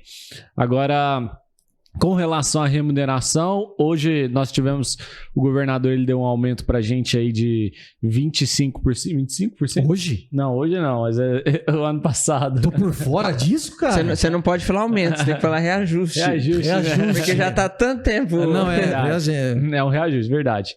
E acho que foi 20%, né? Mas hoje, esse ano... Esse ano eu espero que tenha outro, mas... Você tá falando do ano passado. Eu já tava feliz da vida aqui, já ia tirar a corda do pescoço. Mas o ideal seria que a gente tivesse no top 5, e a gente não tá no top 5 ainda. A gente ficou entre os piores salários do Brasil, na verdade. Depois desses últimos aumentos aí que nós tivemos, não esse ano, tá? No passado. Reajustes.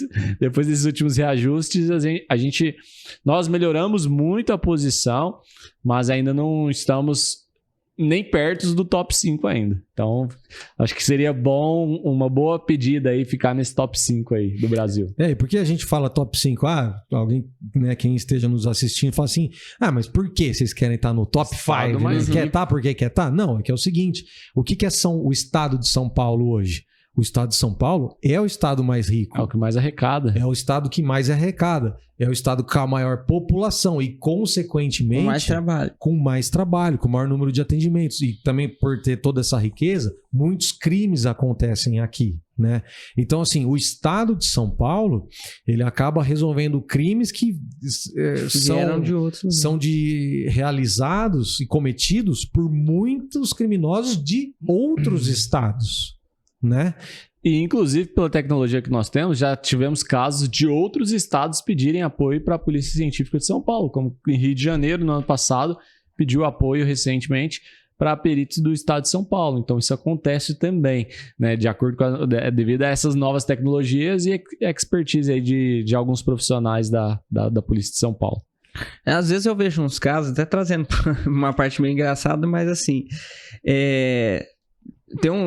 Acontece assim, por exemplo, que nem um cara engraçado, né? Entre aspas, né? Porque nunca uma morte é engraçada, mas, por exemplo, um cara aqui em Rio Preto teve aquele caso que ele deu um soco no outro e veio a falecer, né? Quer dizer, às vezes nem é uma coisa muito... né? Porque às vezes a gente assiste um filme, tentando resumir o que eu quero dizer. Às vezes a gente assiste um filme americano e tem toda aquela trama, né? Aquele planejamento da morte, né? E às vezes não é bem isso, né? Às vezes é um soco, é uma reação exagerada. E no filme tem a trilha sonora, a questão da fotografia, das luzes. Então você vai imergindo, né? E aí quando você viu essa notícia dessa pancada, né? Você não estava dentro desse clima. Você não estava preparado, não tinha aquela sonorização, aquela fotografia, aquele clima soturno. Você simplesmente estava no seu dia a dia de sol, tudo. Você viu uma notícia e falou assim: uma pessoa faleceu em decorrência do motivo de uma pancada de outra. Você fala, poxa, não é possível, tal. Então tem essa questão, né? Você não está imerso e você não está preparado. É uma situação atípica, né? E tem casos que não serão claros no local de crime. Por exemplo, teve um caso aí não foi aqui, né? Fora daqui, que o cachorro caiu de um apartamento em cima de um senhor e matou o senhor. Você vê, cada coisa. Quer dizer, a equipe pericial vai chegar lá, o cachorro foi embora, né? O cachorro vazou do local.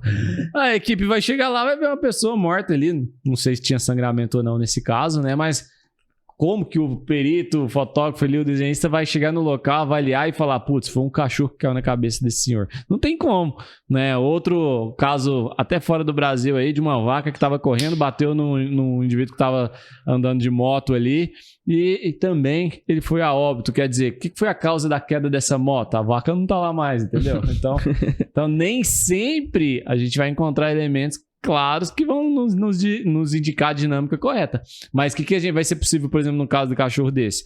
Ali a gente vai procurar alguma lesão externa no corpo, talvez vai encontrar alguma coisa na cabeça, vai indicar que foi atingido por alguma coisa na cabeça. No IML eles vão levantar também ali essa hipótese. E aí o máximo que a gente vai dar para falar, algum objeto com ação contundente, da forma como ele agiu ali naquele corpo, atingiu ele. Nós não vamos saber que foi um cachorro. Essa aí foi demais, hein? E o Rodrigo, você é formado. Você não lembro, acho que não peguei o seu currículo antes do podcast. Mas eu vi que o Rodrigo é formado, ele é doutor, né? Então, acho que é importante também trazer à tona qual que é a importância da pesquisa, né? Na área de vocês deve ser muito importante. Dessa pesquisa, de apresentar novas, né? Que nem ele estava falando aqui, de se especializar às vezes num aparelho, às vezes em um tema, né? Como que foi essa sua formação e como que você vê a importância disso hoje? Hoje eu cheguei a fazer alguns trabalhos do meu doutorado em parceria com a Polícia Científica, por exemplo, desenvolvendo dispositivos que buscam detectar resíduos de disparo de arma de fogo na mão do suspeito. Quer dizer, o indivíduo vai lá, atira, tem 3 suspeitos. Quero saber qual dos 3 que realizou o disparo. Então, existem hoje mecanismos que buscam coletar resíduos na mão desse suspeito e identificar, né? Hoje, nós não temos metodologias boas, adequadas em São Paulo, então nesses casos que a gente está carente, por não ter o equipamento, por não ter metodologia, é interessante a gente buscar nas universidades algum método científico que possa cobrir e auxiliar a Polícia Científica do Estado de São Paulo. Já aconteceram casos, por exemplo, o próprio caso que eu falei de análise de insetos, né, para tentar estimar o tempo de morte, isso era feito em parceria com uma professora de uma universidade que recebia as larvas, analisava e dava o retorno para a gente. Então, a importância da pesquisa ela é gigantesca, porque o nome da nossa polícia é Polícia Científica, ou seja, a gente só consegue trazer os resultados por meio dos métodos científicos. Se a gente não tiver esse apoio da universidade, com pessoas que são pesquisadores, com ciência, a gente não consegue desenvolver e evoluir. Então, até em São Paulo tem sido feito aí parcerias e convênios com universidades, justamente para a gente contar com o apoio deles, e eles também gostam de contribuir muito, porque sempre a perícia gera muita curiosidade e interesse aí no público externo.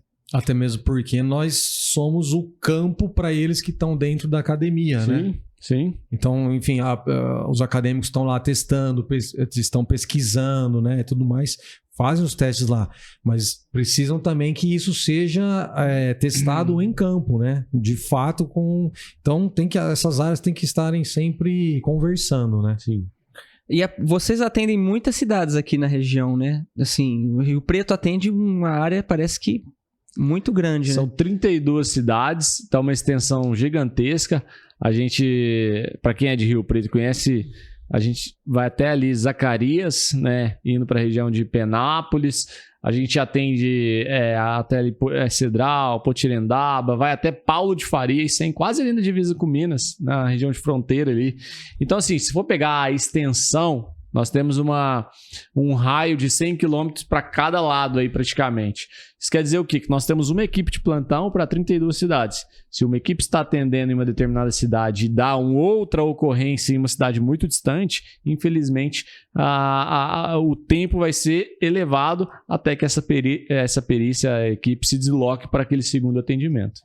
E aí tem o pessoal que tem que preservar o local do crime, Sim, né? Enquanto vocês não chegam. A gente vira motivo de piada. Fala assim, "Ixi, aí, ó, até a funerária chegou, a perícia chega depois da funerária.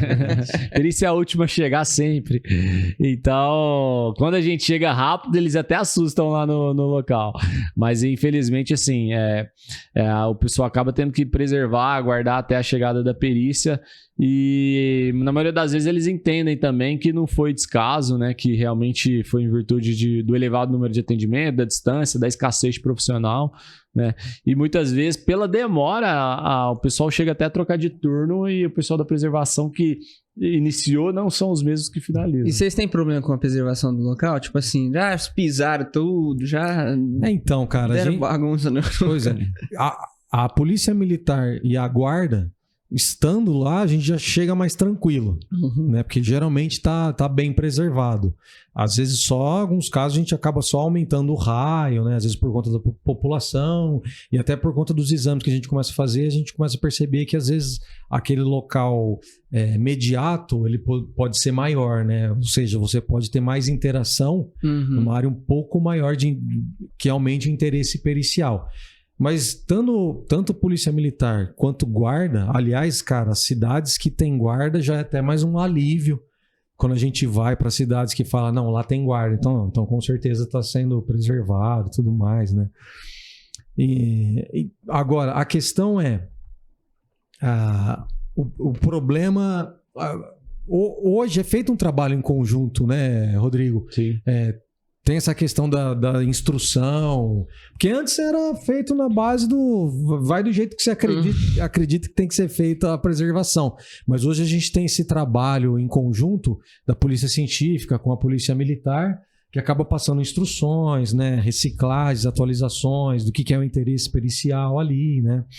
E também a gente tem que entender que, apesar do crime, a vida tem que continuar. Porque, às vezes, como é que você para uma Washington Luiz bem aqui no trecho entre Rio Preto e Mirassol, né? Você tem que fazer uma preservação, mas você não pode continuar mantendo vidas em risco. Senão você vai ter mais acidentes ainda, né? Então, assim, o trabalho da preservação em acidentes de trânsito e principalmente em trecho rodoviário, que é o trabalho mais delicado, porque você tem que preservar, sim, mas ao mesmo tempo você tem que preservar a vida de todos que estão circulando ainda, né? Você não pode causar um outro acidente só por conta daquela preservação que realmente é muito importante. Mas então, tanto a Polícia Rodoviária Militar Estadual e a Federal, eles têm essa consciência, né? Eles têm o equipamento, precisar pedir apoio, pede apoio também. E a hora que eles fazem uma preservação, às vezes um pouco mais fechada, porque a hora que a gente chega, nós também conseguimos apoiar. A gente utiliza da nossa viatura, às vezes coloca mais algum cone, outra coisa. E aí a gente consegue coordenar, porque tem a equipe das concessionárias também, né? Então, assim, feito por profissionais de segurança pública, tem uma preservação legal. E a hora que a gente chega, a gente conversa. Não tem jeito, né? Os caras tá parado ali o negócio, estão esperando a perícia chegar. A hora que a equipe pericial chega, fala assim, vamos fechar aqui. Pode fechar por quanto tempo? Eu preciso fechar por tanto tempo para fazer uma fotografia noturna. Você precisa da questão da exposição da luz. Então você precisa deixar o equipamento fotográfico às vezes por 30 segundos com o obturador aberto para ele capturar a luz e ele conseguir pegar a profundidade, todos os elementos naquela via, né? Então às vezes você precisa de um certo tempo e você não pode ter luz contra passando. Às vezes você tem que fechar a rodovia inteira e aí você precisa desse apoio da equipe para fazer a contenção. Muito legal. Aproveitando que você falou de fotografia, eu queria agradecer aqui a nossa técnica, o Gilvan, que está aqui operando o aparelho. Você falou de fotografia, eu lembrei. Fazendo as fotos, vídeos. Agradecer o DLG Media, aqui o estúdio que a gente está usando hoje, né? O DLG Studio, quem quiser está à disposição para alugar, fazer podcast nesse local aqui que vocês estão vendo que é bem ambientado, né? E agora voltando aqui, né? Nesse caso aí, por exemplo, tá preservando o local e começa uma chuva. Pode acontecer essas coisas também, né? Ainda mais agora, essa época, né? De prejudicar, assim, aí às vezes pode prejudicar bastante o local, né? Ele pode prejudicar, principalmente quando a chuva acontece antes da gente chegar, né? Ela já está sendo preservado, às vezes é um local aberto, você tem a questão de mancha de sangue, marca de frenagem, às vezes uma chuva torrencial pode levar até as cápsulas, né? Pequenos objetos que são provas, né? Que são vestígios que iriam alimentar nosso exame no local, né? E para a questão da fotografia, aí é bem complicado mesmo, olha lá. Para a questão da fotografia... olha lá, que a mulher tá braba, hein? É a ocorrência. Que eu tô aqui. Voltou de férias. Desculpa, tem que colocar no silencioso, né? E para a questão da fotografia, vou colocar agora já. É bem complicado. Às vezes você precisa até esperar a chuva passar, porque senão você não consegue fazer. Ou senão você faz daquele jeito mesmo, né? O flash você já não consegue usar, porque ele bate no respingo, você só vai ver pingo de chuva, né? Enfim, você usa a técnica que você puder. Guarda-chuva, perito vai com o guarda-chuva ali por cima do fotógrafo para ele conseguir pelo menos começar a manusear o equipamento, capa de chuva, às vezes você tem que fazer cabaninha, vai se virando. E como que é o aparelho do fotógrafo ali, né? Ele não é um equipamento comum também, é uma máquina específica. É uma máquina profissional, né? Uma máquina profissional. Você tem o flash também, o flash da máquina. Você tem o tripé para fazer essas fotos de longa exposição. Você precisa muito do tripé também para fazer a fotografia de digital, né? A gente também conta com um drone agora, né? Então os fotógrafos também podem operar o drone, os peritos também. Então o drone veio para ajudar muito a gente nessa questão de locais de grande extensão, por exemplo, acidente de trânsito, até mesmo porque o desenho, o croquis final que o desenhista faz de acidente de trânsito, ele é como se fosse uma foto de drone, a vista de Deus, a vista superior. Então o desenho no final, ele é aquela vista por cima, vista superior, que mostra as faixas de rolamento, vai mostrar a sinalização horizontal e vertical, vai colocar os vestígios, a possível dinâmica quando couber, né? E o drone ele veio para ajudar e fazer essa fotografia que a gente não tinha antes, né? A gente só tinha fotografia de solo, de detalhe, você tinha até com profundidade, mas ainda ela era no nível do horizonte, no olhar humano, e hoje o drone veio para ajudar a gente também a fazer essa fotografia para fechar todos os vestígios numa foto só. É importante citar que tanto para o cargo de fotógrafo quanto desenhista não é cobrado, não é exigido do candidato quando ele vai prestar um concurso ter conhecimento prévio de foto ou de desenho. Ele não precisa ser formado em desenho industrial igual o André, ele não precisa ter um curso de fotografia, né? Isso ele vai aprender durante a academia de polícia. Tá? Até mesmo porque hoje os desenhos que são feitos a partir de softwares, tudo por meio de um computador, quase não é mais utilizado à mão, né? Então todo o treinamento vai ser feito durante a academia de polícia, então ele não precisa ter formação na área, nem nenhum curso, treinamento anterior para prestar esse concurso aí. Certo. E tira muita foto no local, assim.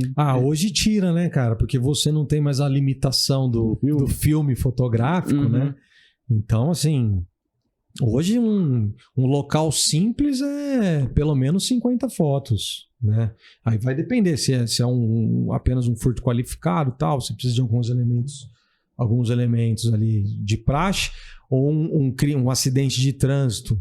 Você tem, às vezes, um número elevado de vítimas, né?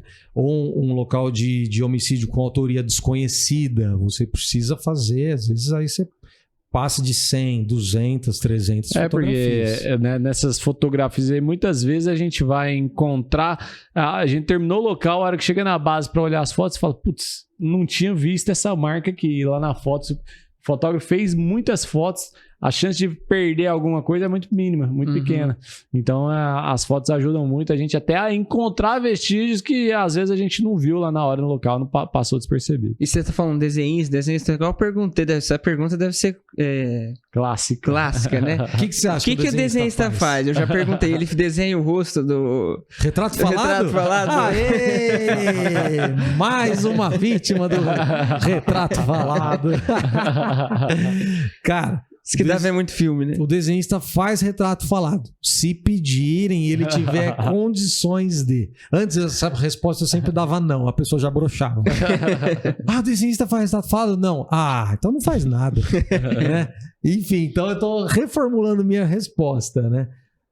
Cara, o retrato falado... Hoje a gente tem um departamento que faz o retrato falado, que fica dentro do DHPP, né? Que é o Departamento de Homicídios e Proteção à Pessoa, e é uma equipe de artistas forenses, que não é formado pela Polícia Científica, é dentro do pessoal da Polícia Civil mesmo.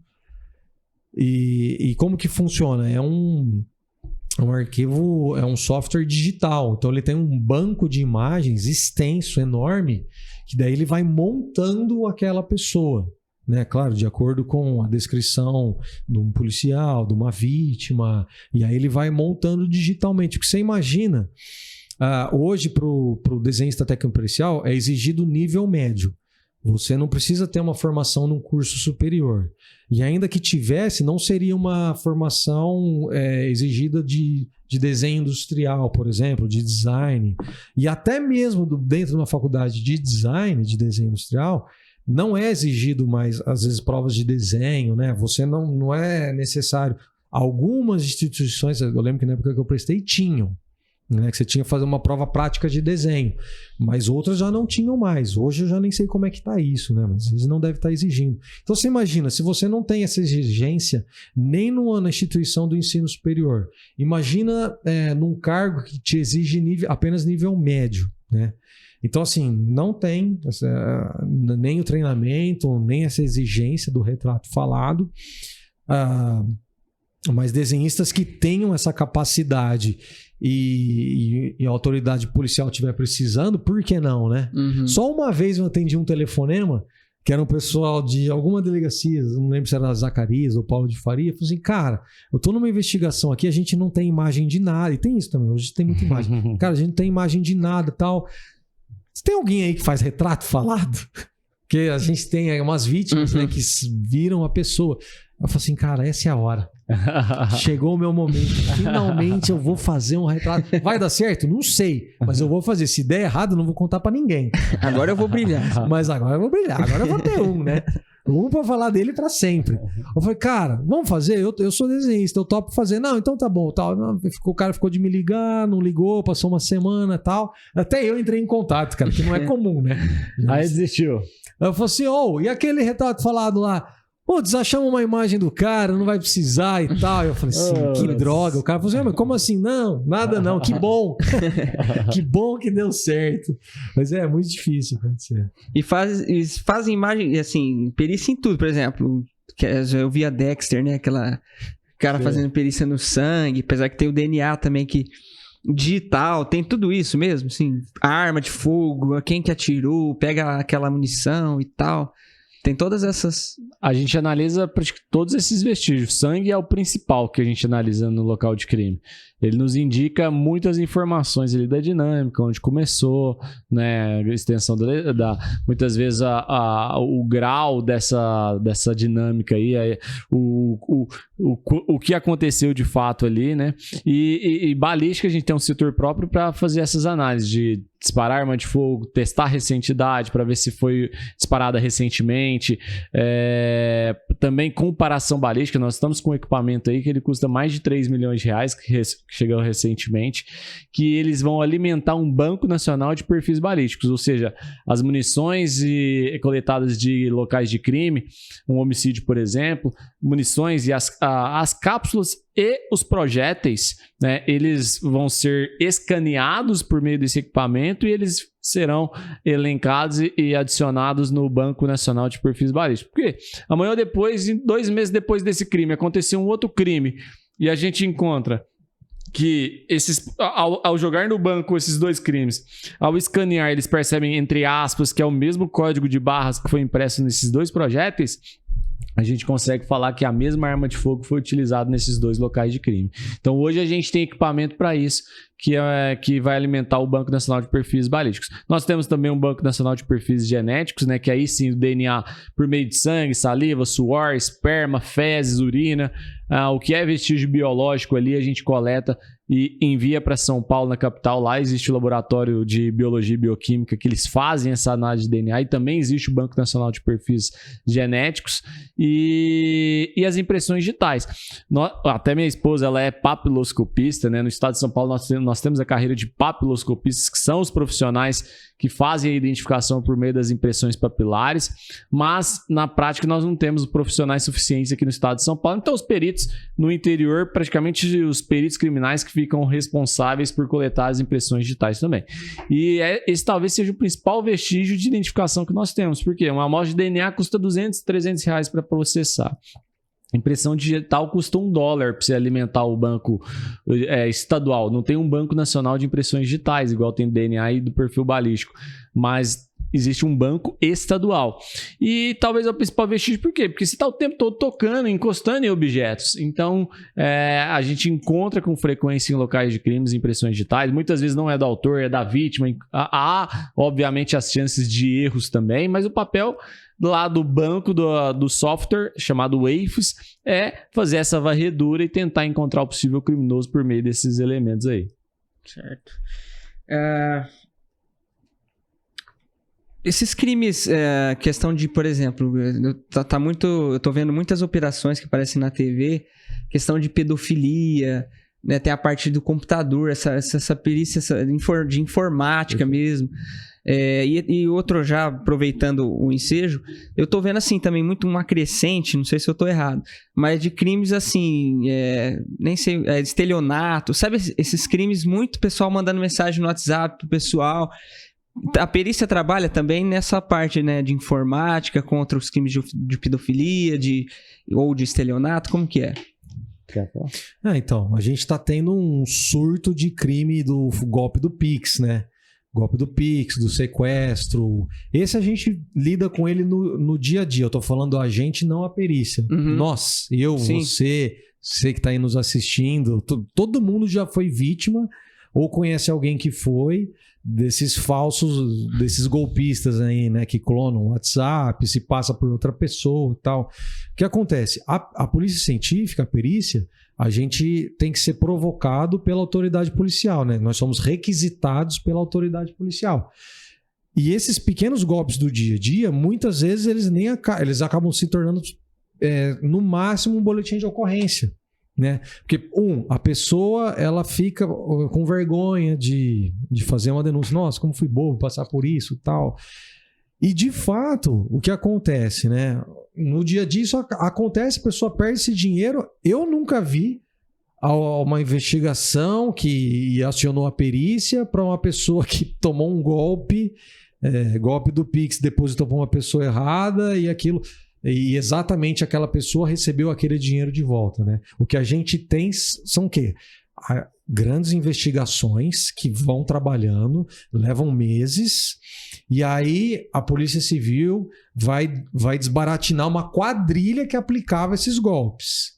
Beleza? Mas assim, individualmente, CPF por CPF, cada pessoa que for lá fazer uma denúncia, aquilo não entra pra gente, né? Para resolver o caso daquela pessoa, né?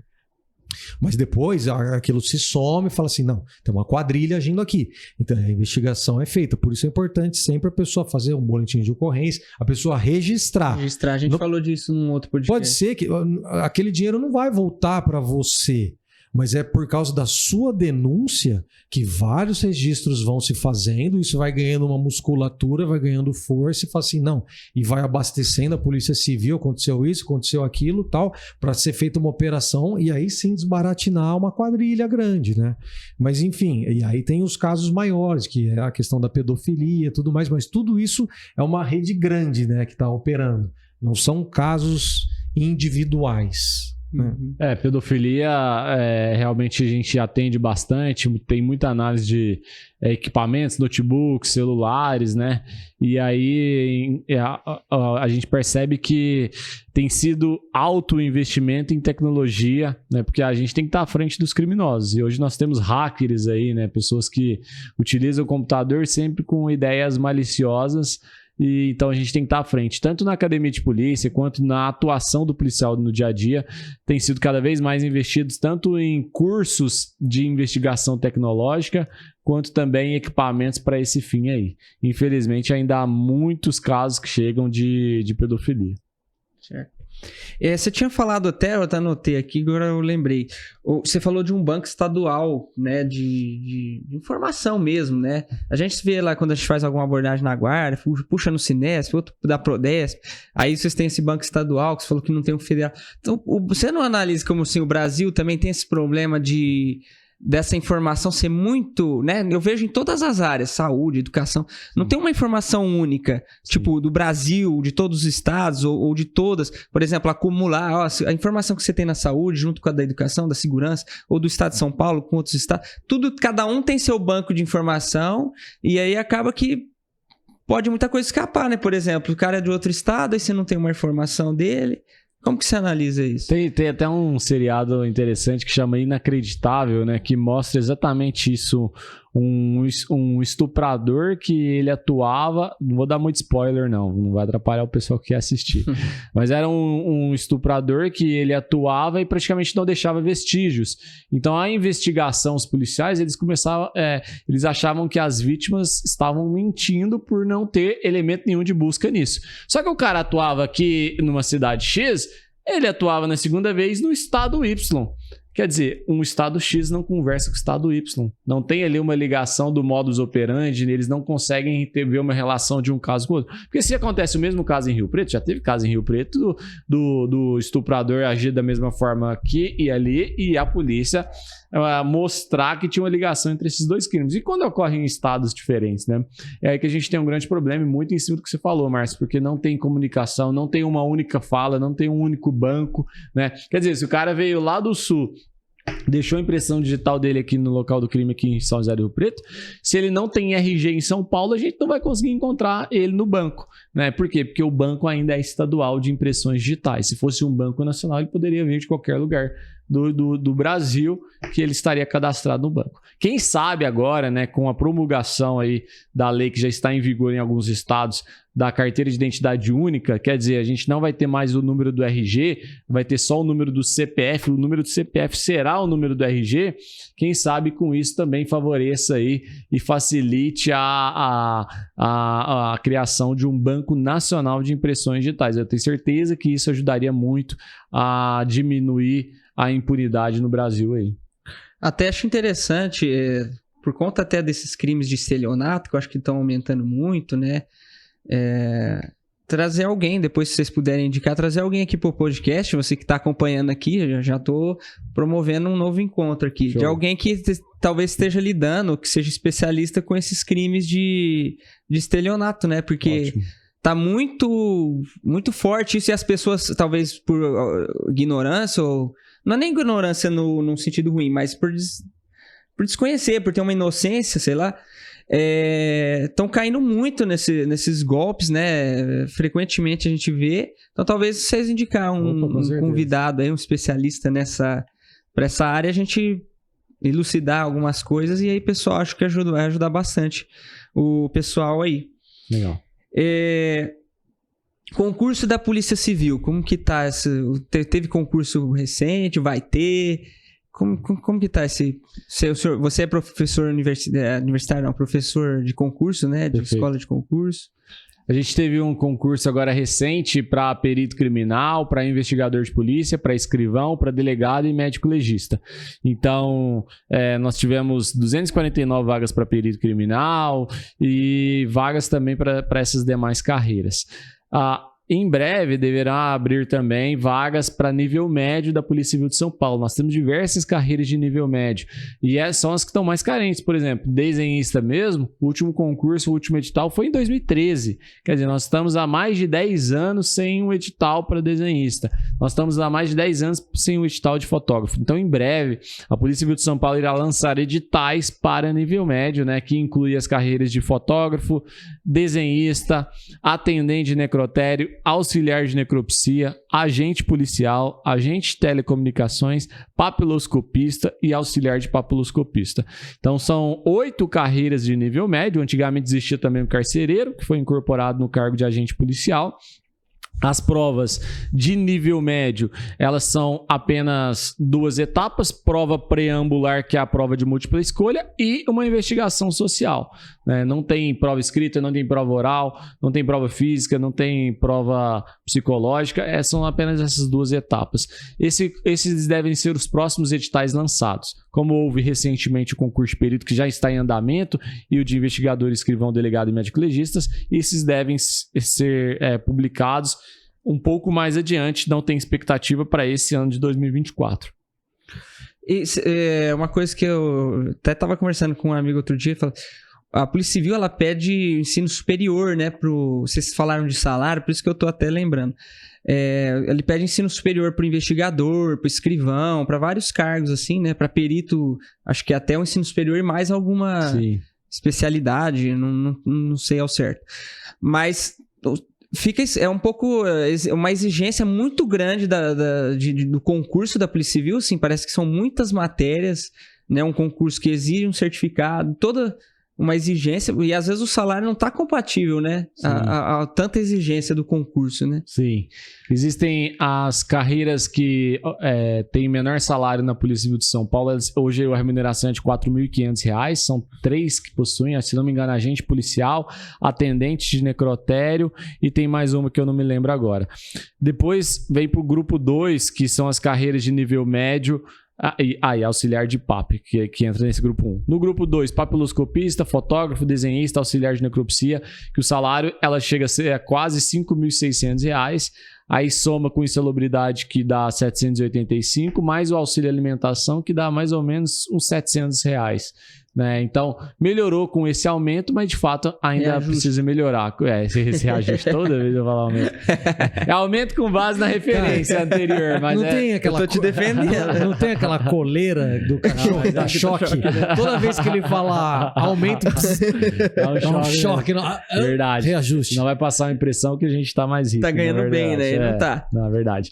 E aí para investigador escrivão, acho que gira em torno dessa mesma remuneração, acho que deve ser uns R$500 a mais, acho que tá 6 mil e pouco, né? Uns 500 a mais por aí. E aí, assim, realmente, para investigador escrivão, os editais são gigantescos, assim, cobram muitas leis, a parte de direito é super extensa, para perito criminal mesmo são 14 disciplinas, é muita coisa. E, de fato, são várias etapas, prova objetiva, prova escrita, prova oral, investigação social.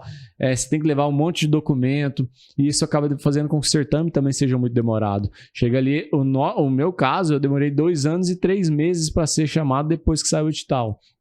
Então, além da extensão, isso acaba sendo uma exigência muito grande mesmo. E há uma discussão para tirar algumas etapas, por exemplo, prova oral. Somente Rondônia e São Paulo que cobram prova oral para perito. E geralmente para investigador escrivão também é raridade outros estados cobrarem. Geralmente é cobrado mais para carreira de delegado de polícia. Não é uma etapa tradicional nas carreiras policiais aí. Quem que pode prestar o concurso de perito? Qual que é? De perito nós temos, além de ter ensino superior, ele precisa ter algumas especialidades que nem você falou mesmo. São várias áreas de formação, por exemplo, todas as engenharias, químicos, físicos, biólogos, farmacêuticos, biomédicos, pessoal do direito, enfermagem aqui no estado de São Paulo foi aceito, fisioterapia, psicologia, são várias áreas, não vou conseguir falar todas, mas de maneira geral são aquelas áreas que são ligados a alguma a tecnologia, a alguma ciência aí em si. Certo. E aí a pessoa passou na Polícia Civil, lá na Polícia Científica, como você falou, acho que a academia é junto, né? Isso. Aí a Academia de Polícia lá em São Paulo para perito e delegado são restritos à capital, então eles vão para essa capital, ficam lá por volta de 4 meses, fazem o curso de formação e depois disso passam a trabalhar, tá? Mas assim, primeiro detalhe, né? Eles vão ter que passar por todas as etapas: prova objetiva, prova escrita, investigação social, prova oral, prova de títulos também, tem que levar ali se tem alguma especialização, mestrado, doutorado, né? E aí terminou tudo isso, aí vem o resultado final e depois vem ali a homologação do concurso, que é a hora que fala, o concurso agora existe, tá valendo. Aí ele começa a contar o prazo de validade, 2 anos do concurso, mais 2, podendo chamar os candidatos aprovados. Nesse último certame foram ofertadas 249 vagas, mas os que passam para as próximas etapas é um número maior. Então, todos esses candidatos aprovados podem ser chamados ao longo desse prazo de validade. E aí, a Academia de Polícia é uma fase também que deve ser bem legal pro concursado ali, né? Vai aprender as matérias. Eu acho que é a melhor etapa da carreira, porque é a etapa que você está recebendo e está estudando. Você está recebendo para estudar. Então, você já é policial, então você recebe o salário integral, o salário no todo. Você passa 4 meses aprendendo muita coisa, tomando muita cerveja também, né? Faz parte da academia de polícia. Mas é um período bastante interessante aí, porque de fato é onde você vai aprender muita coisa nova e são os primeiros meses de policiais ali, né, André? Ah, cara, aquela fase calouro, né? Bicho. E, cara, o que é o legal? Por exemplo, assim, quando você vai fazer faculdade, beleza, você ainda tá descobrindo muita coisa da vida, né? Você tem 18, 19, 20 anos, tal, aquela efervescência. Quando você vai pra academia de polícia, você já tá, que nem eu, tava com 30 anos. Tem gente que entra mais novo, tem gente que entra um pouco mais velho, né? Com mais idade e tal. E você já viveu algumas coisas assim, cara, e você não imagina entrar de novo nesse ambiente de aprender de novo e tal. E a parte boa é isso, né? Que dessa vez você não tá pagando, você tá recebendo, né? Mas, cara, o mais legal é realmente toda essa parte de você entrar dentro de um sistema, de você pertencer a uma corporação tão antiga, com o seu prestígio, e você aprender coisas que você nunca ia imaginar, né, cara? Então, tipo, ali chega desenhista industrial, né? Chega designer, chega químico, chega biólogo, físico, ou pessoas apenas com formação do nível médio, e recebendo instrução, educação e aula de tiro, aula de conduta policial. Então, cara, é muito interessante. Eu, pelo menos assim, gostei muito de todas as aulas. E você tem um mix, né? Que é tanto parte que são policiais civis, quanto peritos criminais, desenhistas e fotógrafos. Então, assim, realmente é uma amálgama de formações, de profissionais. Então, é muito interessante, cara. Além do que trazer aquela galera tudo junto, pra você ter ideia, quando eu iniciei a Cadepol, o nosso edital chamou tanto, Márcio, para chamar, que o edital é de 2013. Eu comecei minha Cadepol em 2018. Nossa, 5 anos. E a gente tinha um grupo de WhatsApp que sempre tinha alguém que entrava no diário oficial para ver se tinha sido chamado, para não ter que todo mundo entrar, né? E como a gente tinha feito o teste psicológico, o teste físico, tinha ido junto lá entregar os documentos, a gente já se conhecia, cara. A gente tinha apelido. Cada um já tinha um apelido do outro, sem ser amigos, assim, de se conhecer no dia a dia. Então, a hora que a gente chegou, fulano de tal, gente tinha casado um com o outro. Nossa Senhora. Tinha uns mais ligeiros aí, né? Chamaram de canto. Chamou de canto. Viu a fotinha no Insta. Vai, mensagem vem. Hoje eles têm filhos até. Então, o tempo ajudou a temperar isso aí, sabe? Quando você chega com muita fome ali. Dá até saudade, né, depois, né? Puxa vida, bons tempos. Legal. Então eu queria deixar também um espaço para vocês, se vocês quiserem divulgar algum perfil de Instagram, o perfil de vocês, algum curso que você está fornecendo aí, deixar o contato aí, uma rede social, agradecer alguém também, se vocês quiserem mandar um abraço para alguém, Pode olhar naquela câmera ali, ó. Manda aí Vai lá, de André. cada vez. Bom, primeiro eu quero pedir desculpa pra minha esposa, que tá me ligando loucamente. Eu não lembro se eu avisei. Eu acho que eu não pus na agenda oficial. Foi isso. Essa é a única parte que ele vai mostrar pra esposa dele. Te amo, show. Pessoal, quem quiser saber um pouquinho mais de perícia, tô voltando hoje das minhas férias. Eu dei um tempo aí pra todo mundo poder curtir o Natal e Ano Novo sem ver algumas cenas chocantes. Mentira, eu não posto. Mas enfim, quiser saber um pouco do trabalho do desenhista técnico pericial, que essa carreira só existe no estado de São Paulo, e por enquanto, que em breve está caminhando para uma unificação, segue lá no @Brandão Amaral, tá? E indicar também o pessoal da Pastor Uniformes para os profissionais da segurança pública. Você que é policial civil, perito criminal, trabalha com a polícia científica, GCM, você quer ter um uniforme bacana, um uniforme no dry fit, na poliamida, aquele que não dá odor, antimicrobiano, é fácil de limpar, seca rápido, não precisa passar, enfim, e precisa de uma peça customizada, o pessoal segue lá, @Pastor Uniformes, não tem quantia mínima. Chama lá que eles vão ter uma solução aí pro que você tá precisando, beleza? E agradecer a todo mundo aí que tá seguindo o Policecast. É isso aí. Agradecer aí o pessoal que ficou até o final também. Sempre bom conversar sobre segurança pública, sobre perícia criminal. Meu Instagram é @prof.rodrigomontes. Tenho ministrado algumas aulas no curso da Nova Concursos. Vocês podem entrar lá depois, buscar lá.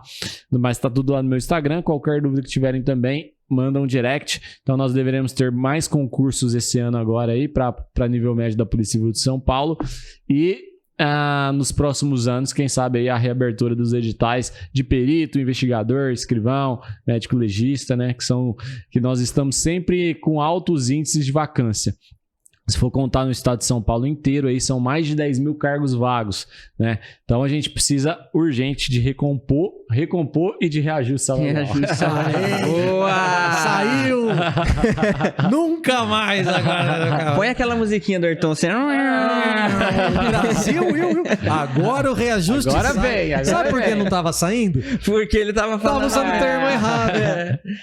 Beleza. Agora, se der tempo ainda, eu vou chamar o Palhaço Manteiga pra fazer umas perguntas capciosas. É mesmo? É. Manda. Beleza.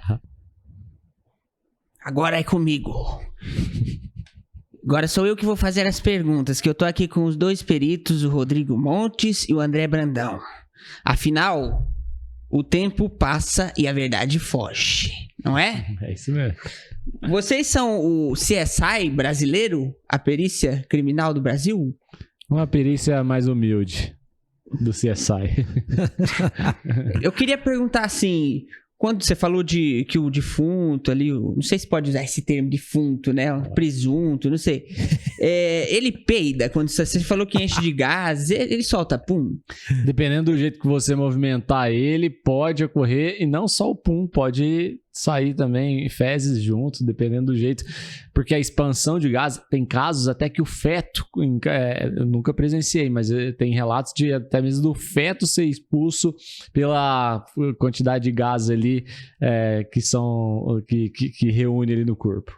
Nunca presenciou. Não. Foi um amigo que te contou. Um amigo contou, só chegou Foi aos meu meus primo. ouvidos.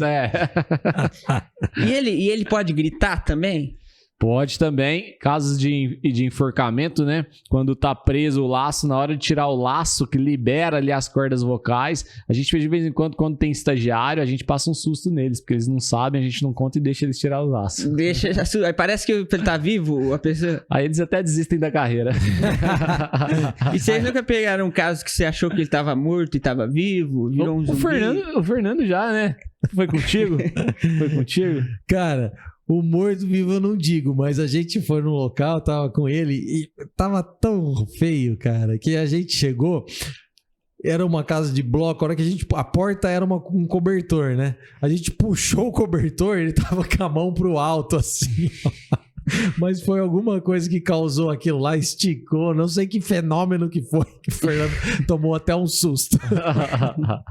Então, tipo, vocês têm uns casos Resident Evil, assim, Silent Hill. Tem uns que são mais mal educados, né? Soltam uns peidos, uns arrotos. Sei. Fazer o quê? E vocês, assim, uma pergunta pessoal, assim, que a gente vai fazer um bate-bola, assim, sabe? Igual a Marília Gabriela. Você prefere a Simone ou a Simária? Brincadeira, não é essa a pergunta. Você prefere atender Vocês já preferem atender um defunto com roupa ou pelado? Já facilita, você não tem que rasgar. Eu prefiro com roupa porque pelado já é um pouco suspeito. A chance de ter tido um crime real ali é maior sem roupa, né? E como que é esse atendimento do cara pelado, assim, mulher? Tá coisa diferente, tá mais mole, tá mais rígido, né? Pede licença, põe a tarjeta preta pra ninguém ver nada, né? Não, brincadeira. O exame é normal, né? A gente só tem aquela preocupação de se tiver os curiosos por fora, né? De a gente fazer uma preservação, coloca as viaturas para esconder, né? Enfim, a gente fica... Apesar da pessoa já estar sem vida, ela ainda tem a dignidade dela, né? Ainda mais naquela situação. Então a gente tem essa preocupação. Agora a corregedoria te alivia depois dessa. Corrigiu a tempo. Ufa. Então, qualquer coisa, Gilvan, a gente corta essa parte, tá? Por isso que eu faço gravado, porque o palhaço não tem limite. E aí, eu queria saber se vocês, lá como você, principalmente como fotógrafo, se você usa a TechPix pra tirar foto. Cara, a TechPix não, mas tem hora que a gente precisa utilizar às vezes, o aparelho celular, porque o nosso equipamento, ele é ótimo, mas ele é muito grande. E às vezes você precisa fazer uma microfoto de digital que ela tá dentro de uma maçaneta de um carro, ela tá em algum local inacessível até para uma TechPix. Ufa, eu achei que você ia falar dentro do... Eu achei que era outra coisa. Não, aí é pro pessoal do ML fazer essas fotos. Bom, é isso, galera. A gente esteve aqui com os peritos Rodrigo Montes e André Brandão. E eu peço que você continue acompanhando o canal. Agradeço a presença até agora e dá aquela curtidinha lá, aquele joia pra gente disseminar o conteúdo. Compartilha com seu amigo, comenta, deixa uma pergunta que depois eles vão responder aqui, como eles fizeram com o Palhaço Manteiga. Falou? Um abraço e até mais.